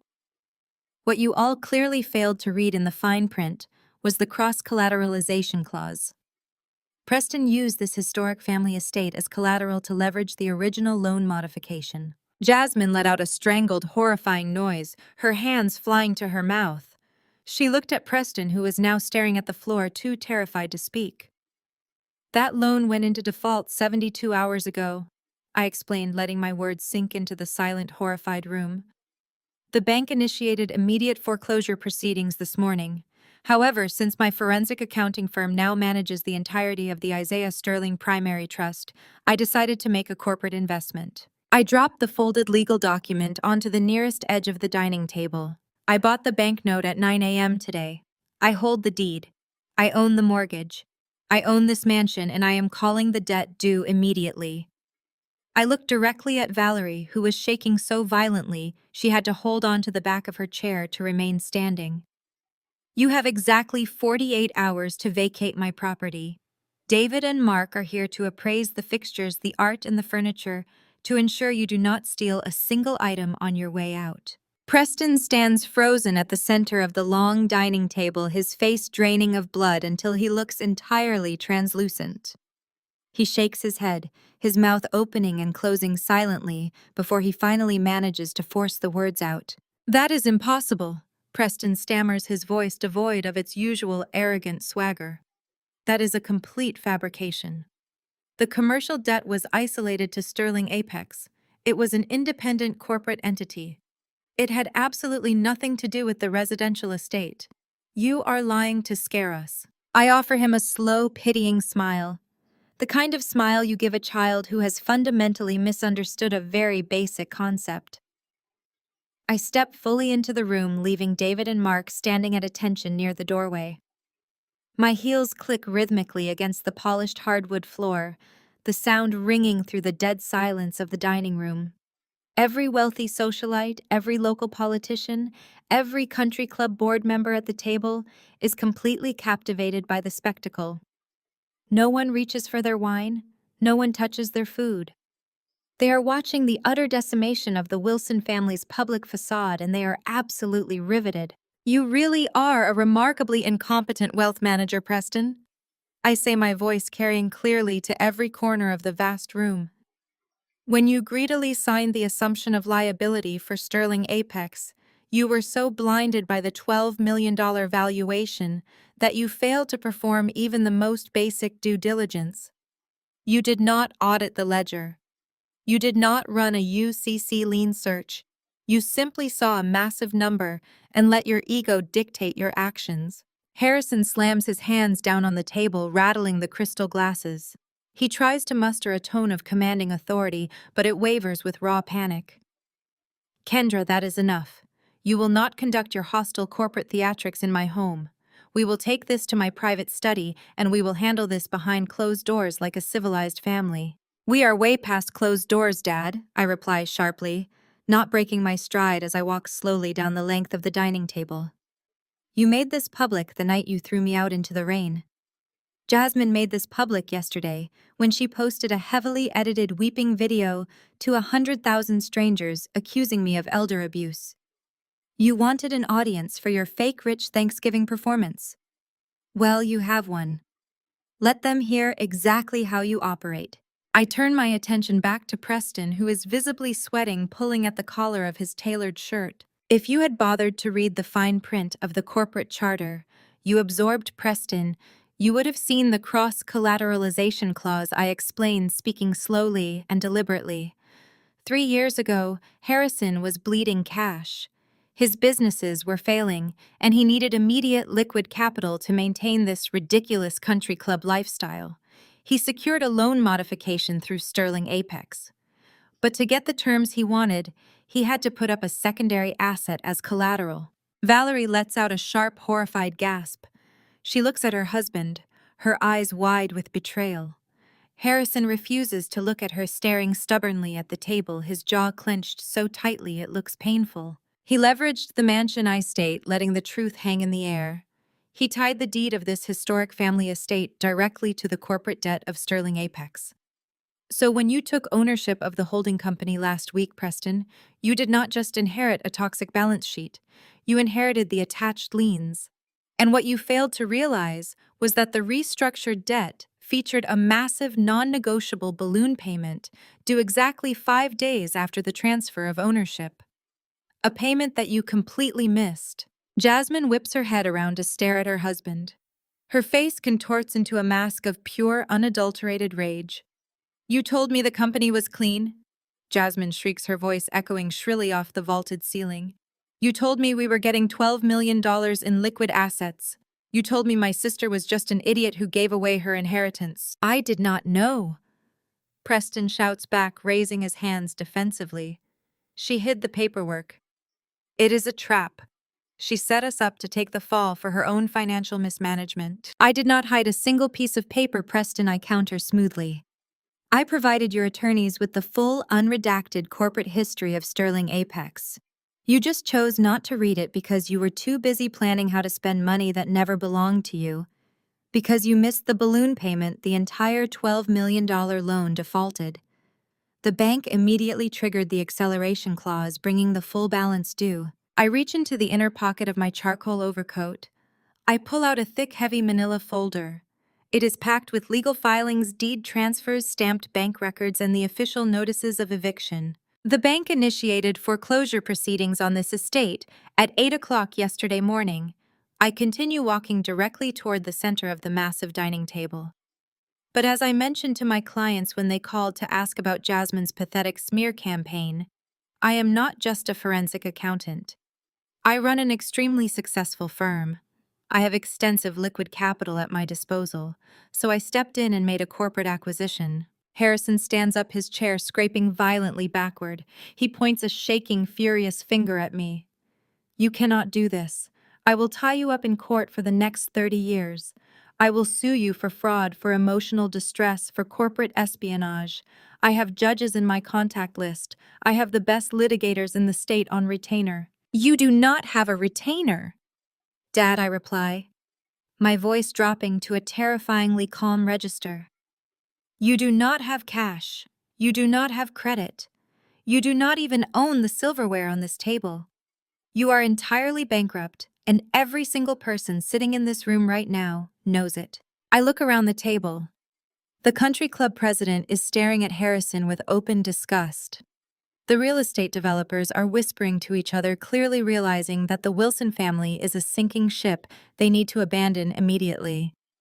The illusion of their untouchable elite status has evaporated, leaving behind nothing but the desperate, pathetic reality of their greed. Valerie begins to hyperventilate. She clutches the edge of the table, her knuckles white. "This is my home." Valerie sobs, her carefully maintained socialite facade completely dissolving. "I decorated this house. I hosted charity galas here. You cannot take my home away from me, Kendra. You are my daughter. You are supposed to protect us. You forfeited my protection the day you decided my only value was what I could provide for you." I say, my tone utterly devoid of sympathy. I step right up to the center of the table. Sitting directly in front of me is the centerpiece of Valerie's perfect fake holiday performance. It is a massive 20-pound roasted turkey glistening with butter and surrounded by artisan stuffing, roasted root vegetables, and sprigs of fresh rosemary.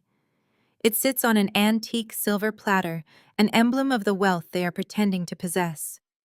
I hold the thick manila folder high in the air. Valerie watches my hand, her eyes widening in slow-motion horror as she realizes what I am about to do. "No," she whispers. I release the folder. The heavy stack of legal documents drops like a stone. It lands dead center on top of the roasted turkey with a wet, heavy thud. The crispy golden skin snaps under the weight. Hot grease, dark gravy, and pieces of herb stuffing explode outward from the impact, splattering across the pristine white damask tablecloth. The grease stains the pristine silk, permanently ruining the flawless aesthetic of Valerie's high society dinner. The sound of the impact echoes sharply in the silent room. I look at the ruined centerpiece, then look up to meet my family's devastated, humiliated faces. "I purchased the defaulted debt from the bank yesterday morning," I say, my voice steady, ringing with absolute finality. "This house belongs to my holding company now. You have 14 days to vacate the premises. Enjoy the stuffing." The blinking red recording light of the digital video camera pulsed like a steady mechanical heartbeat in the corner of the sterile, windowless conference room. It had been exactly 21 days since I dropped the foreclosure notice onto the Thanksgiving turkey. 21 days since my parents were legally stripped of their historic estate, forced to pack their designer wardrobes into cardboard boxes, and vacate the premises under the watchful eyes of my armed security team. Stripped of their mansion, their country club memberships, and their carefully fabricated social standing, Harrison and Valerie had predictably resorted to the ultimate act of desperation. They had found the legal equivalent of a gutter rat. Vance Crawford paced the length of the heavy mahogany conference table, his cheap cologne arriving in my personal space a full minute before he did. He was a contingency lawyer famous in the tri-state area for bullying settlements out of deep-pocketed defendants. He thrived on theatrical intimidation, loud voices, and character assassination. My parents had hired him to file a massive, sprawling civil lawsuit against me, demanding the immediate freezing of the Isaiah Sterling Primary Trust. Their claims were entirely fabricated, but they were vicious. Elder abuse, undue influence, fraud. They were officially claiming on the public record that I had forged my grandfather's signature to steal $150 million.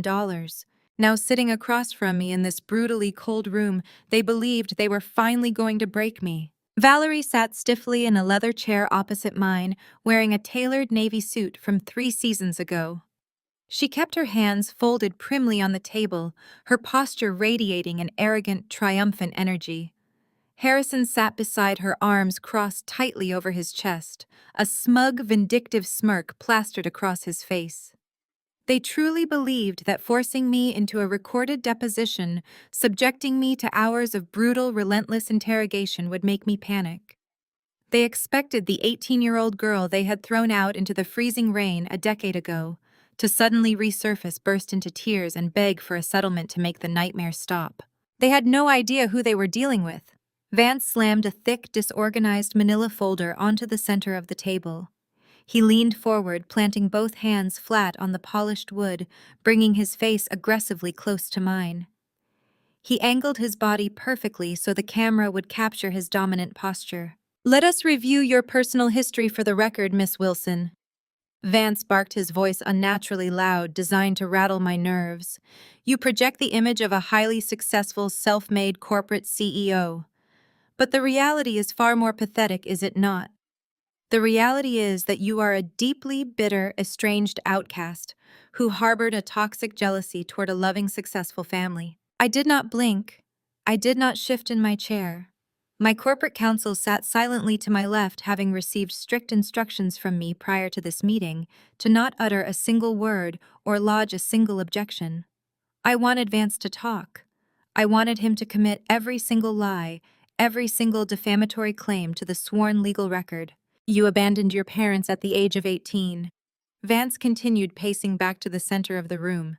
You were a troubled, rebellious teenager who refused to contribute to the family business or respect the authority of the people who provided you with every conceivable advantage in life.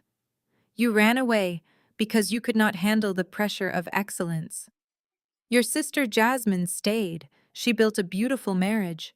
She maintained the family legacy, and you hated her for it. You spent a decade boiling in your own resentment, waiting for an opportunity to strike back at the people who simply wanted to love you. Valerie dabbed at the corner of her eye with a tissue, performing beautifully for the camera lens. She offered a subtle, trembling nod to corroborate the lawyer's fictional narrative. Harrison's smirk widened. Is it not true, Kendra Vance demanded, pointing a rigid finger directly at my face, that you secretly circumvented your family to isolate your grandfather during his final months? Isaiah Sterling was suffering from severe advanced dementia. He did not know what year it was. He did not know his own name. Yet you expect this court to believe that he bypassed his own devoted son and his beloved granddaughter Jasmine to hand his entire financial empire over to the daughter he had not seen in 10 years. Vance did not pause to let me answer. He was building momentum, feeding off my silence, misinterpreting my absolute composure as fear. You fired his longtime medical staff. Vance shouted, his face turning red. You replaced them with your own paid actors. You restricted his phone calls. You orchestrated a deliberate, malicious campaign to brainwash a dying man into believing his own son was stealing from him. And then when his mind was completely gone, you placed a pen in his hand and physically forced him to sign over $150 million into a blind trust that you exclusively controlled. You did not just steal an inheritance, Miss Wilson. You committed elder abuse of the most horrific, calculated degree. Harrison leaned forward, unable to contain his excitement. His eyes burned with a vicious, punitive glee. Answer the question, Kendra. Harrison growled, his voice dripping with condescension. Stop hiding behind your silence. You are on the record. Tell the truth about what you did to your grandfather. Tell the truth about how you ruined your sister's life out of pure, pathetic jealousy. Vance slammed his hand down on the table again, leaning in so close I could smell the stale coffee on his breath. We have sworn affidavits, Kendra Vance threatened, his voice dropping into a menacing hiss. We have statements from country club members, from family friends, from people who watched you manipulate Isaiah. The walls are closing in on you. Your firm is going to fire you. The state board is going to strip your accounting license. You are facing imminent criminal fraud charges. I will ask you one final time for the sworn record. Did you or did you not forge the primary trust transfer documents to bankrupt your own family? The silence in the room was absolute. The mechanical pulse of the recording camera felt deafening. Valerie uncrossed her legs, leaning forward slightly, her eyes wide with anticipation. She was waiting for the surrender. She was waiting for me to ask my lawyer for a recess so we could discuss returning the mansion and the money. I looked directly into the lens of the camera. I held my gaze there for a long, deliberate moment, ensuring my face was captured in perfect, unbothered clarity. Then I slowly shifted my eyes to Vance. I looked at Harrison. I looked at Valerie. I reached down to the floor beside my leather chair. My fingers wrapped around the thick, molded handle of a heavy, brushed steel briefcase. I lifted it smoothly, bringing it up and setting it down flat in the exact center of the mahogany table. The dull thud of the metal against the wood made Vance take a sudden, involuntary step backward. I rested my hands on top of the briefcase. My thumbs found the dual combination locks. I snapped the latches open simultaneously. The sharp, echoing clack rang out like a gunshot in the quiet room. I looked up, meeting my father's eyes with a smile so cold it could freeze boiling water. I am glad everything is being recorded today. Because I didn't just audit my brother-in-law. I reached into the brushed steel briefcase and withdrew the first of 4 heavily bound ledgers. The satisfying thud of the thick binder hitting the mahogany table echoed in the sterile room. I did not rush. I let the oppressive silence stretch, interrupted only by the steady blinking of the red recording light on the camera. I slid the first binder across the polished wood directly toward Vance Crawford. His aggressive posture faltered just a fraction as he looked down at the neatly tabbed index. "What is this?" Harrison demanded, his voice losing its previous arrogant edge. "Vance, tell her to stop deflecting and answer the question." Vance ignored him, his eyes locked on the cover of the binder. I kept my gaze fixed entirely on the lawyer. "You accused me of isolating a dying man to steal his fortune. You brought me into this room to intimidate me into a settlement. But you made a critical error, Mr. Crawford. You assumed your clients were telling you the truth. You assumed they were the victims." I reached back into the briefcase and pulled out 3 more folders, arranging them in a perfect row. 15 years ago, I began, my voice surgically precise. Harrison's primary manufacturing business experienced a catastrophic liquidity crisis. He was leveraged to the hilt, maintaining a lifestyle he could no longer afford. The country club memberships, Valerie's designer wardrobes, the imported cars, they were all drowning in debt. Harrison went to my grandfather begging for a bailout. Isaiah refused a direct cash injection, but he made a fatal mistake. He allowed Harrison to assume a managerial advisory role over the sterling manufacturing employee pension plan. Valerie shifted sharply in her leather chair. "This has nothing to do with the primary trust," she snapped, her voice trembling slightly. "Vance, make her stop." "It has everything to do with it," I shot back, silencing her instantly. "I spent the last 6 months utilizing the full resources of my firm to conduct a completely unauthorized microscopic audit of that pension fund. What I found was a masterpiece of financial deception. It was not a one-time theft. It was a 15-year systematic bleeding of assets." I tapped a manicured nail against the second folder. "Harrison set up 3 separate shell companies registered in Nevada under an anagram of Valerie's maiden name. For a decade and a half, you funneled money out of the pension fund using fabricated consulting fees, phantom administrative costs, and inflated vendor invoices. You routed the stolen capital through the Nevada LLCs and directly into your private offshore accounts." Harrison's face turned a sickening shade of gray. He opened his mouth to speak, but no words came out. "You did not just steal from a faceless corporation, Dad," I said, leaning forward, letting the absolute disgust radiate from my voice. "You stole from the people who built Grandpa Isaiah's legacy. You stole from the factory workers. You siphoned the retirement savings of elderly minority employees who broke their backs on the assembly line for 30 years. People who trusted my grandfather implicitly. You robbed them of their security so Valerie could buy vacation homes and throw $50,000 dinner parties. You bankrupted the futures of hardworking, vulnerable people just to pretend you were titans of industry." Vance Crawford was no longer pacing. He stood perfectly still, his eyes darting between the folders and my face. He was a shark, and he smelled blood in the water, but for the first time he realized the blood belonged to his own clients. "This is slander," Harrison choked out, wiping a sudden sheen of sweat from his forehead. "Turn that camera off. Turn it off right now." "The camera stays on, my corporate counsel stated, speaking for the very first time. His voice was calm but carried the weight of absolute authority. "This is a sworn deposition requested by your office. We are establishing the record." I pulled a single laminated document from the final folder and slid it directly over to Vance. "You accuse me of forgery, Mr. Crawford," I said, my eyes locking onto the lawyer's sweating face. "Let us talk about forgery. 6 years ago, my grandfather initiated an independent audit of the pension plan. He was becoming suspicious. He demanded to see the original ledger.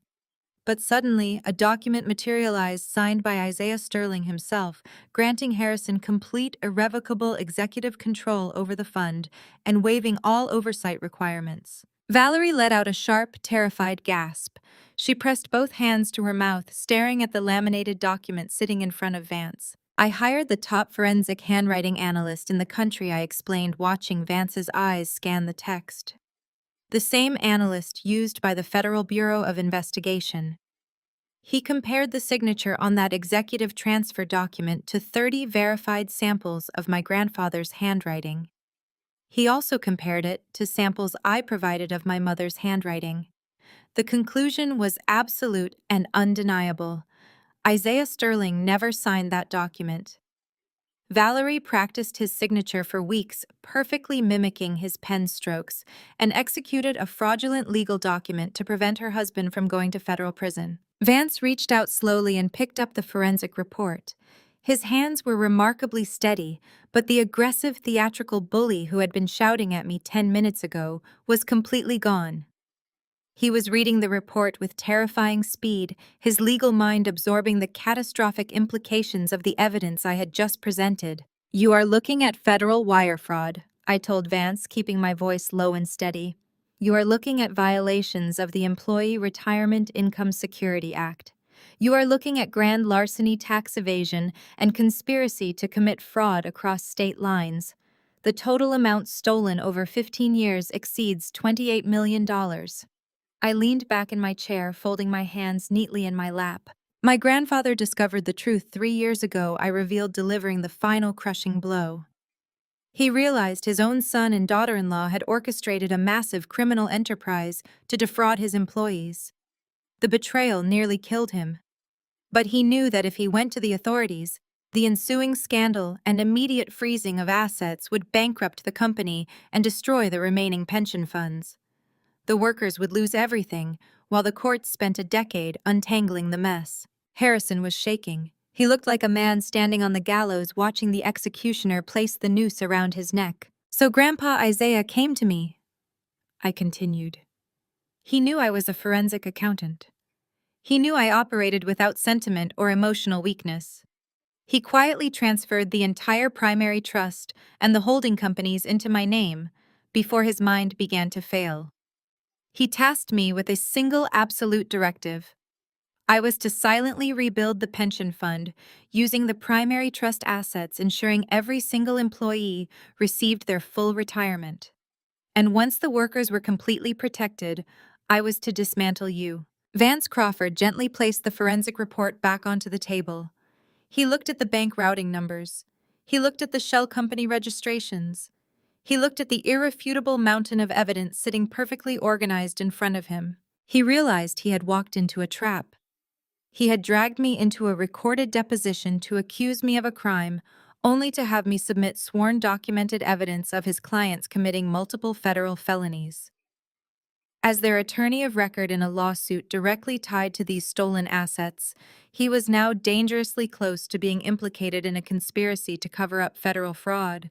If he continued to represent them knowing this evidence existed, his own career would be instantly destroyed. "Vance, say something!" Valerie shrieked, her voice echoing shrilly in the small room. "She is lying.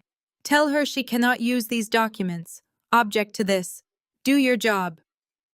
Vance did not look at Valerie. He did not look at Harrison. He reached forward and closed the manila folder he had originally slammed on the table. He moved with a slow, mechanical precision. He unclasped his heavy leather briefcase and began placing his legal pads, his pens, and his files inside. "Vance, what are you doing?" Harrison demanded, panic completely overtaking his voice. "We are paying you to destroy her. Stop packing your bags and shut her down." Vance snapped the locks of his briefcase shut. The sound was incredibly loud in the suffocating silence of the room. He grabbed the handle and stood up, smoothing the front of his cheap suit jacket. He finally turned his head and looked down at Harrison. The arrogant bluster was gone, replaced by the cold, survivalist instinct of a lawyer who knew he was standing in a burning building. "I am withdrawing, as your counsel, effective immediately," Vance stated, his voice completely hollow. "Do not contact my office." Without another word, Vance Crawford turned on his heel and walked out the door, leaving the parents utterly defenseless and exposed on tape. The heavy steel door of the restaurant service exit clicked shut behind me, cutting off the warm, ambient noise of the private dining room where I had just concluded a highly successful quarterly review with 3 of my top-tier clients. The underground parking garage of the financial district was a stark contrast. It was cavernous, smelling faintly of damp concrete and motor oil, illuminated only by the harsh flickering glare of fluorescent tube lighting overhead. The echo of my heels against the pavement was the only sound in the empty structure. I was walking toward my reserved parking space when a frantic, disheveled silhouette stepped out from between a row of parked luxury sedans. "Kendra, please wait." Jasmine stood blocking my path. The pristine, highly curated socialite image she broadcasted to the world was entirely gone. Her designer trench coat was thrown over sweatpants. Her hair was unwashed, pulled into a messy knot, and her face was streaked with running mascara. She looked absolutely unhinged, her eyes wide and bloodshot, from what was clearly days of relentless, suffocating panic. She took a step toward me, reaching out with a trembling hand as if to grab my arm. I did not move, but my posture stiffened, projecting a silent, undeniable warning. She let her hand drop to her side. "You have to stop this," Jasmine sobbed, her voice cracking as fresh tears spilled over her cheeks. "You have to call off the lawyers. They are going to put Mom and Dad in federal prison, Kendra. They are going to take the house, the cars, the accounts, everything. You cannot do this to them. You cannot do this to me. We are sisters. We are blood. Please, I am begging you. I will do whatever you want. I will make a public apology video. I will sign whatever documents you need. Just stop the foreclosure and drop the SEC investigation." I stared at her. I watched her perform this desperate weeping monologue, searching her face for even a fraction of genuine remorse. There was none. She was not crying for the elderly factory workers our parents had robbed. She was not crying for the vulnerable widows Preston had defrauded. She was crying because she was about to lose her country club membership and her imported sports cars. "We are not sisters, Jasmine," I said, my voice echoing coldly off the concrete walls. Sisters do not watch their parents lock an 18-year-old girl out of the house in the middle of a winter storm and laugh from the living room window. You did not think we were blood when you spent the last decade funding your luxury vacations with money stolen from my grandfather's employees. You are not sorry for what you did. You are just terrified that you finally have to pay the bill. I am not stopping anything. Jasmine's weeping stopped instantly. The tears did not dry, but the pathetic begging facade vanished, replaced by a twisted, vicious sneer. Her posture straightened, and she took a sudden step back. "I told you she would not listen," Jasmine said, her voice dropping the hysterical pitch entirely. From the deep shadows behind a concrete support pillar, Preston stepped out into the flickering fluorescent light. He looked worse than Jasmine. His tailored suit jacket was wrinkled and stained. His tie loosened, his collar unbuttoned. He was sweating profusely, shifting his weight nervously from foot to foot. In his right hand, he gripped a sleek black tablet, holding it up tight against his chest like a physical shield. The arrogant, untouchable wealth manager who had tried to intimidate me in my own office was completely gone. He looked like a cornered animal operating purely on survival instinct. "You leave us absolutely no choice," Kendra Preston sneered, though his voice trembled noticeably. "You want to play hardball? You want to use your corporate resources to destroy our lives? Fine. We can play by those rules." He tapped the screen of his tablet, holding it up, so the glowing display illuminated his pale, desperate face. "You think you are so untouchable because you manage billions of dollars for the global elite?" Preston continued, taking a slow, cautious step toward me. "But your firm is built entirely on discretion and absolute security. Your billionaire clients trust you with their offshore routing numbers, their proprietary merger strategies, and their corporate tax vulnerabilities. They trust you to keep their secrets." I remained perfectly still, watching him construct his own demise. 48 hours ago, I realized that negotiating with a sociopath was pointless. Preston spat, gaining a false sense of confidence from his own monologue. So I took a different route. I hired a specialized independent contractor, a professional who operates entirely outside the legal boundaries you love to hide behind. this contractor successfully bypassed the preliminary firewalls of your firm's central server. Preston tapped the screen again, rotating the tablet to face me. The screen displayed a chaotic stream of scrolling code file names and what appeared to be encrypted data logs. I currently possess the private financial dossiers of your top 12 corporate clients. Preston stated, his chest heaving as he delivered his ultimatum. I have the routing numbers. I have the unredacted ledgers. I have every single piece of data that would completely ruin your firm's reputation and trigger a massive federal investigation into your clients. If you do not log into your server right now, drop the foreclosure on the residential estate, and permanently delete the SEC evidentiary files against me and your parents, I will press a single button. This entire data dump will be instantly transmitted to WikiLeaks, the Wall Street Journal, and the Internal Revenue Service. Your clients will sue you into oblivion, Kendra. You will be ruined. Preston stood there panting, clutching the tablet. Jasmine stepped up beside him, crossing her arms, a triumphant, malicious smile spreading across her face. They truly believed they had executed a masterstroke of corporate blackmail. They thought they had finally found the leverage to bring me to my knees. I did not gasp. I did not reach for the tablet. I did not show a single ounce of fear. No. I slowly lifted my left wrist. I tapped the screen of my Apple Watch, casually checking a notification that had just vibrated against my skin. I let out a long, quiet sigh, the sound echoing softly in the damp parking garage. I lowered my wrist and looked Preston dead in the eye. You hired a dark web hacker named Cypher, right? I asked, my voice completely flat and devoid of emotion. Paid him exactly $50,000 in untraceable cryptocurrency. Preston froze. The triumphant smirk on Jasmine's face shattered instantly. Preston's eyes darted rapidly between my face and the glowing screen of his tablet. His mouth opened, but his vocal cords refused to operate. The tablet began to shake visibly in his hands. I took a slow, deliberate step toward him. My heels clicked against the concrete, sounding like a countdown timer. You are an incredibly slow learner, Preston, I said, my tone surgically precise and utterly devastating. You assumed that because you managed to navigate a Tor browser and find a dark web message board, you were suddenly a master of corporate espionage. You fundamentally fail to understand the industry I operate in. My firm does not just manage wealth, we manage the security of that wealth against state-sponsored cyber attacks. We specialize in cybersecurity for elite financial institutions. Preston took a stumbling step backward, his back hitting the concrete pillar.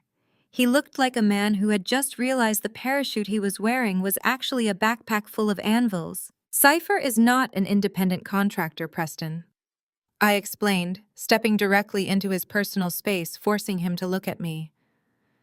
Cypher is a highly sophisticated honeypot operation.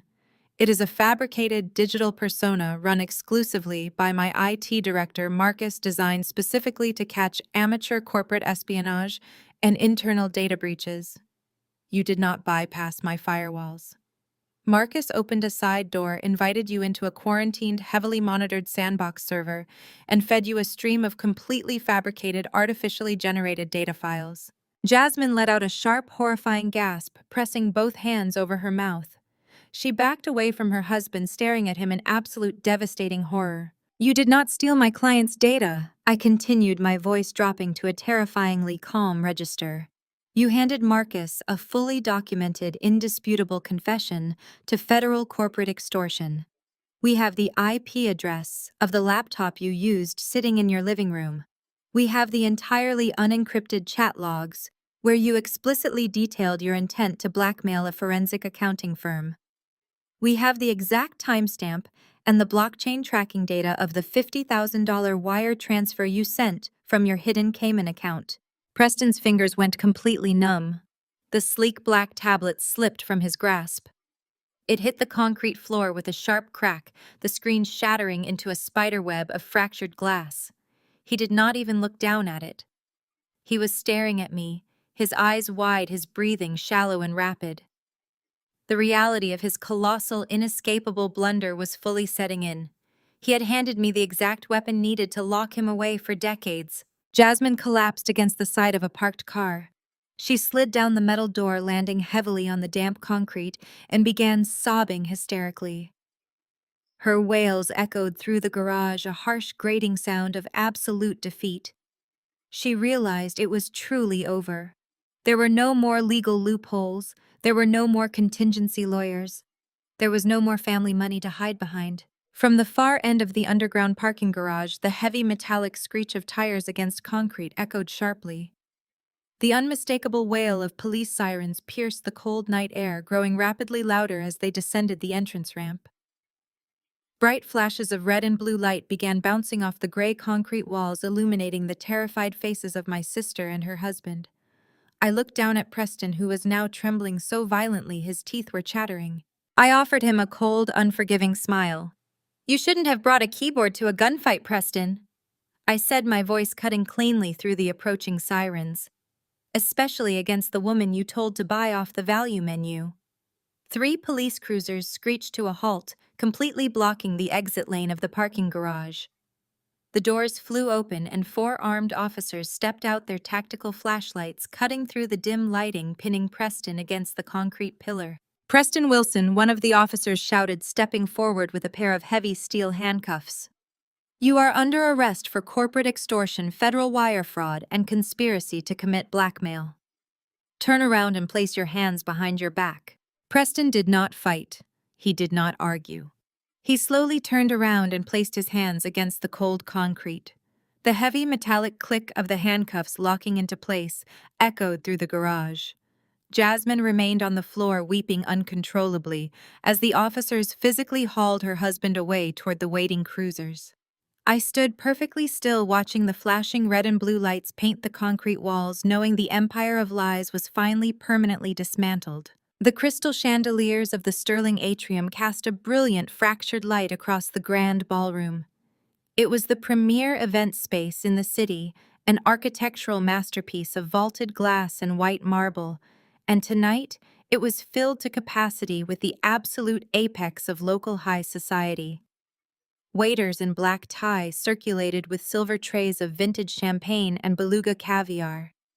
A 12-piece jazz orchestra played a smooth, upbeat melody from the corner balcony. The room hummed with the sound of old-money corporate networking and manufactured elegance. It was the Wilson family's annual charity gala, a tradition they had hosted for the last 8 years. But tonight was different. Tonight was an act of pure, unadulterated desperation. From my vantage point on the mezzanine overlooking the main floor, I watched them work the room. Preston was out on bail awaiting federal trial. He stood near the ice sculpture wearing a tuxedo that suddenly looked a size too big for him. His usual arrogant swagger was completely gone, replaced by a nervous, twitching energy. He was sweating profusely, forcing hollow laughs as he desperately tried to project stability to a group of skeptical hedge fund managers. Valerie and Harrison were operating on pure survival instinct. They were cornering wealthy investors, politicians, and socialites, weaving a masterful, completely fabricated narrative.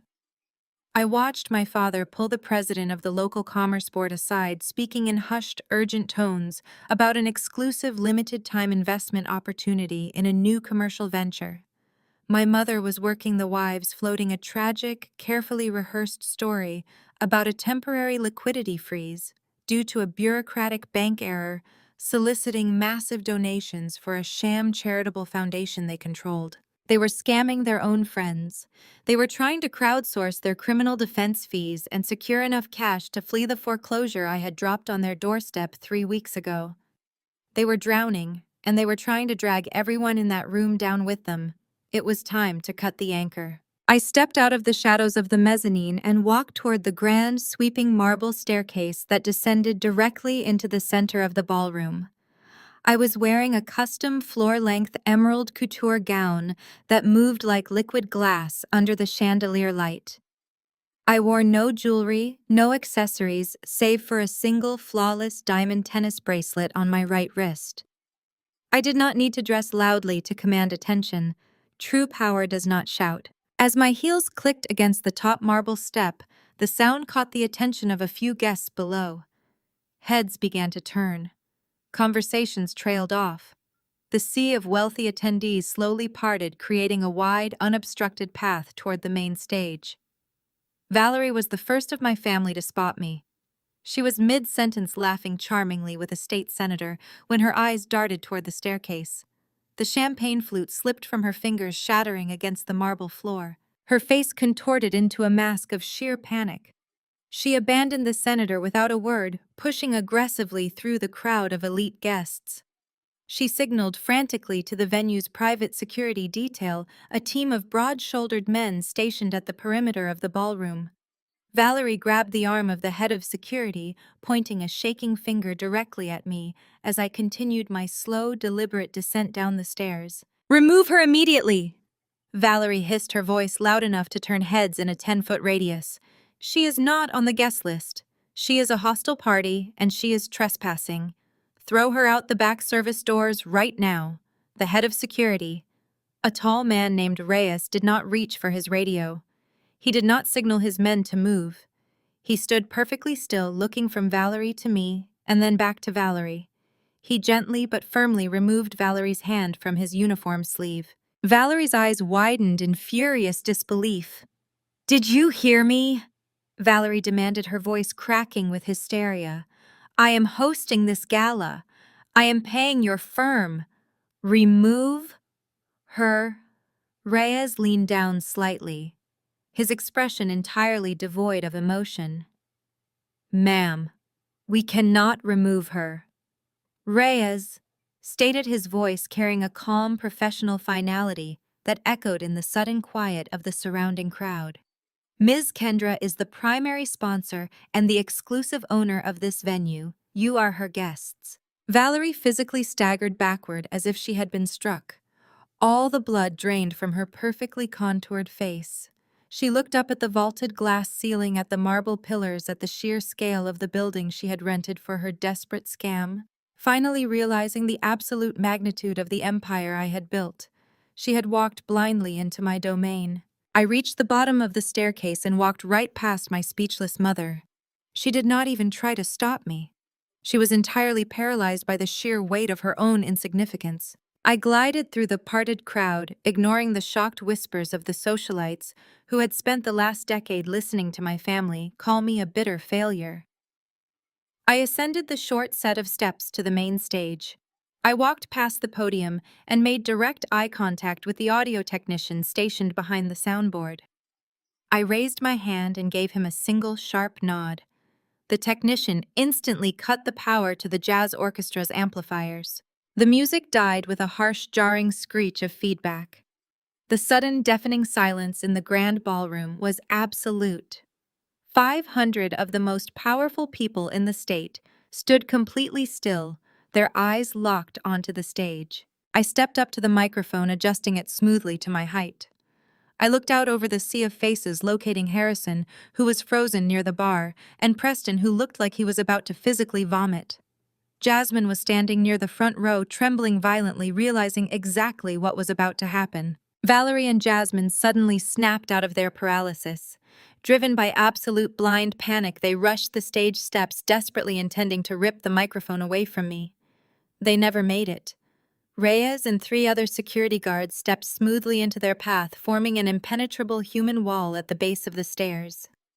Jasmine screamed, slapping her hands against Reyes's chest, but the guard did not move a single inch. I leaned into the microphone. "My family brought you here tonight to ask for your money," I announced, my voice rolling through the massive speakers with a terrifying, authoritative calm.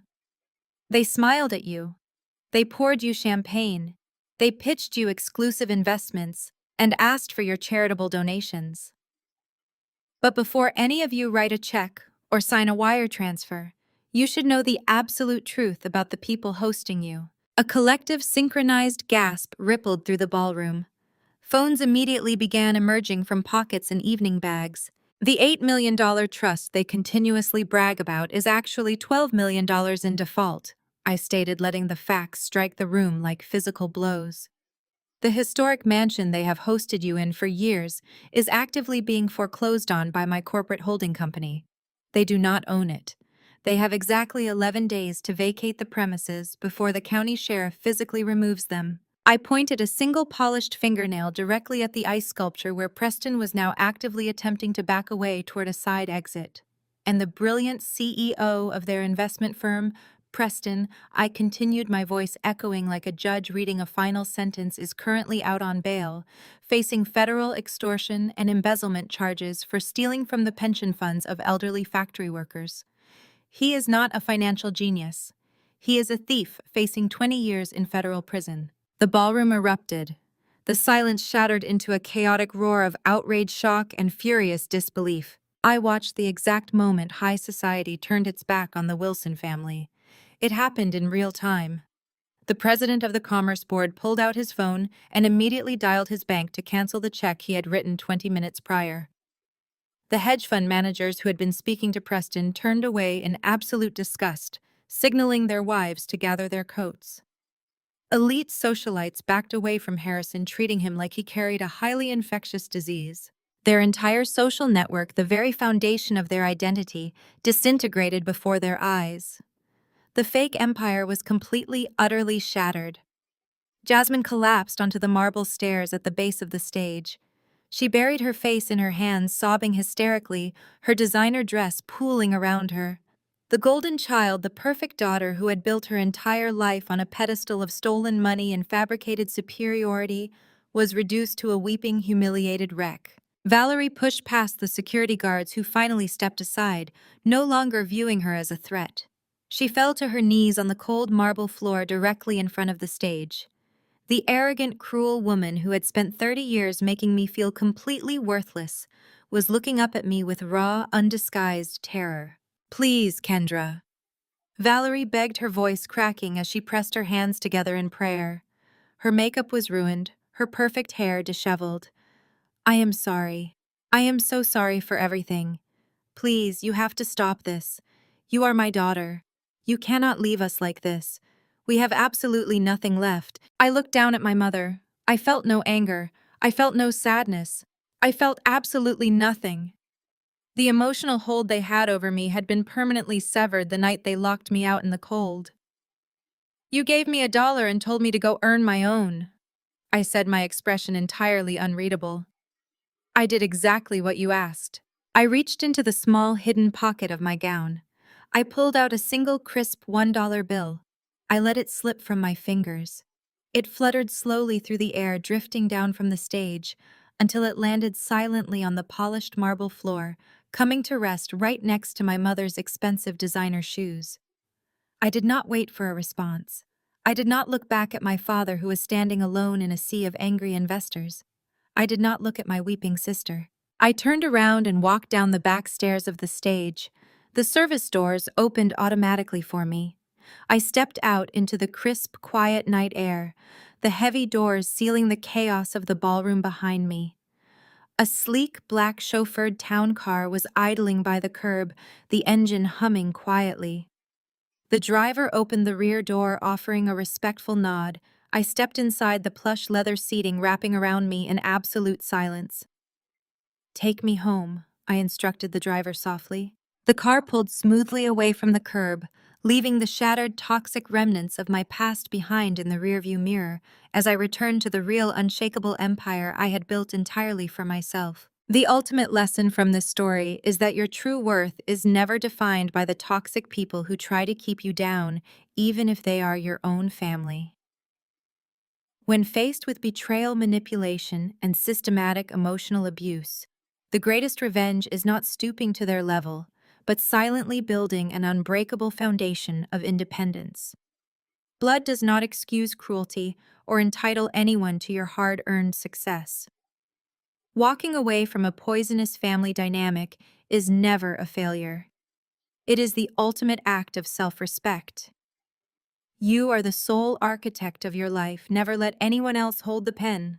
If you have ever had to walk away from a toxic environment to build your own success, share your turning point in the comments below, and subscribe for more stories of ultimate vindication.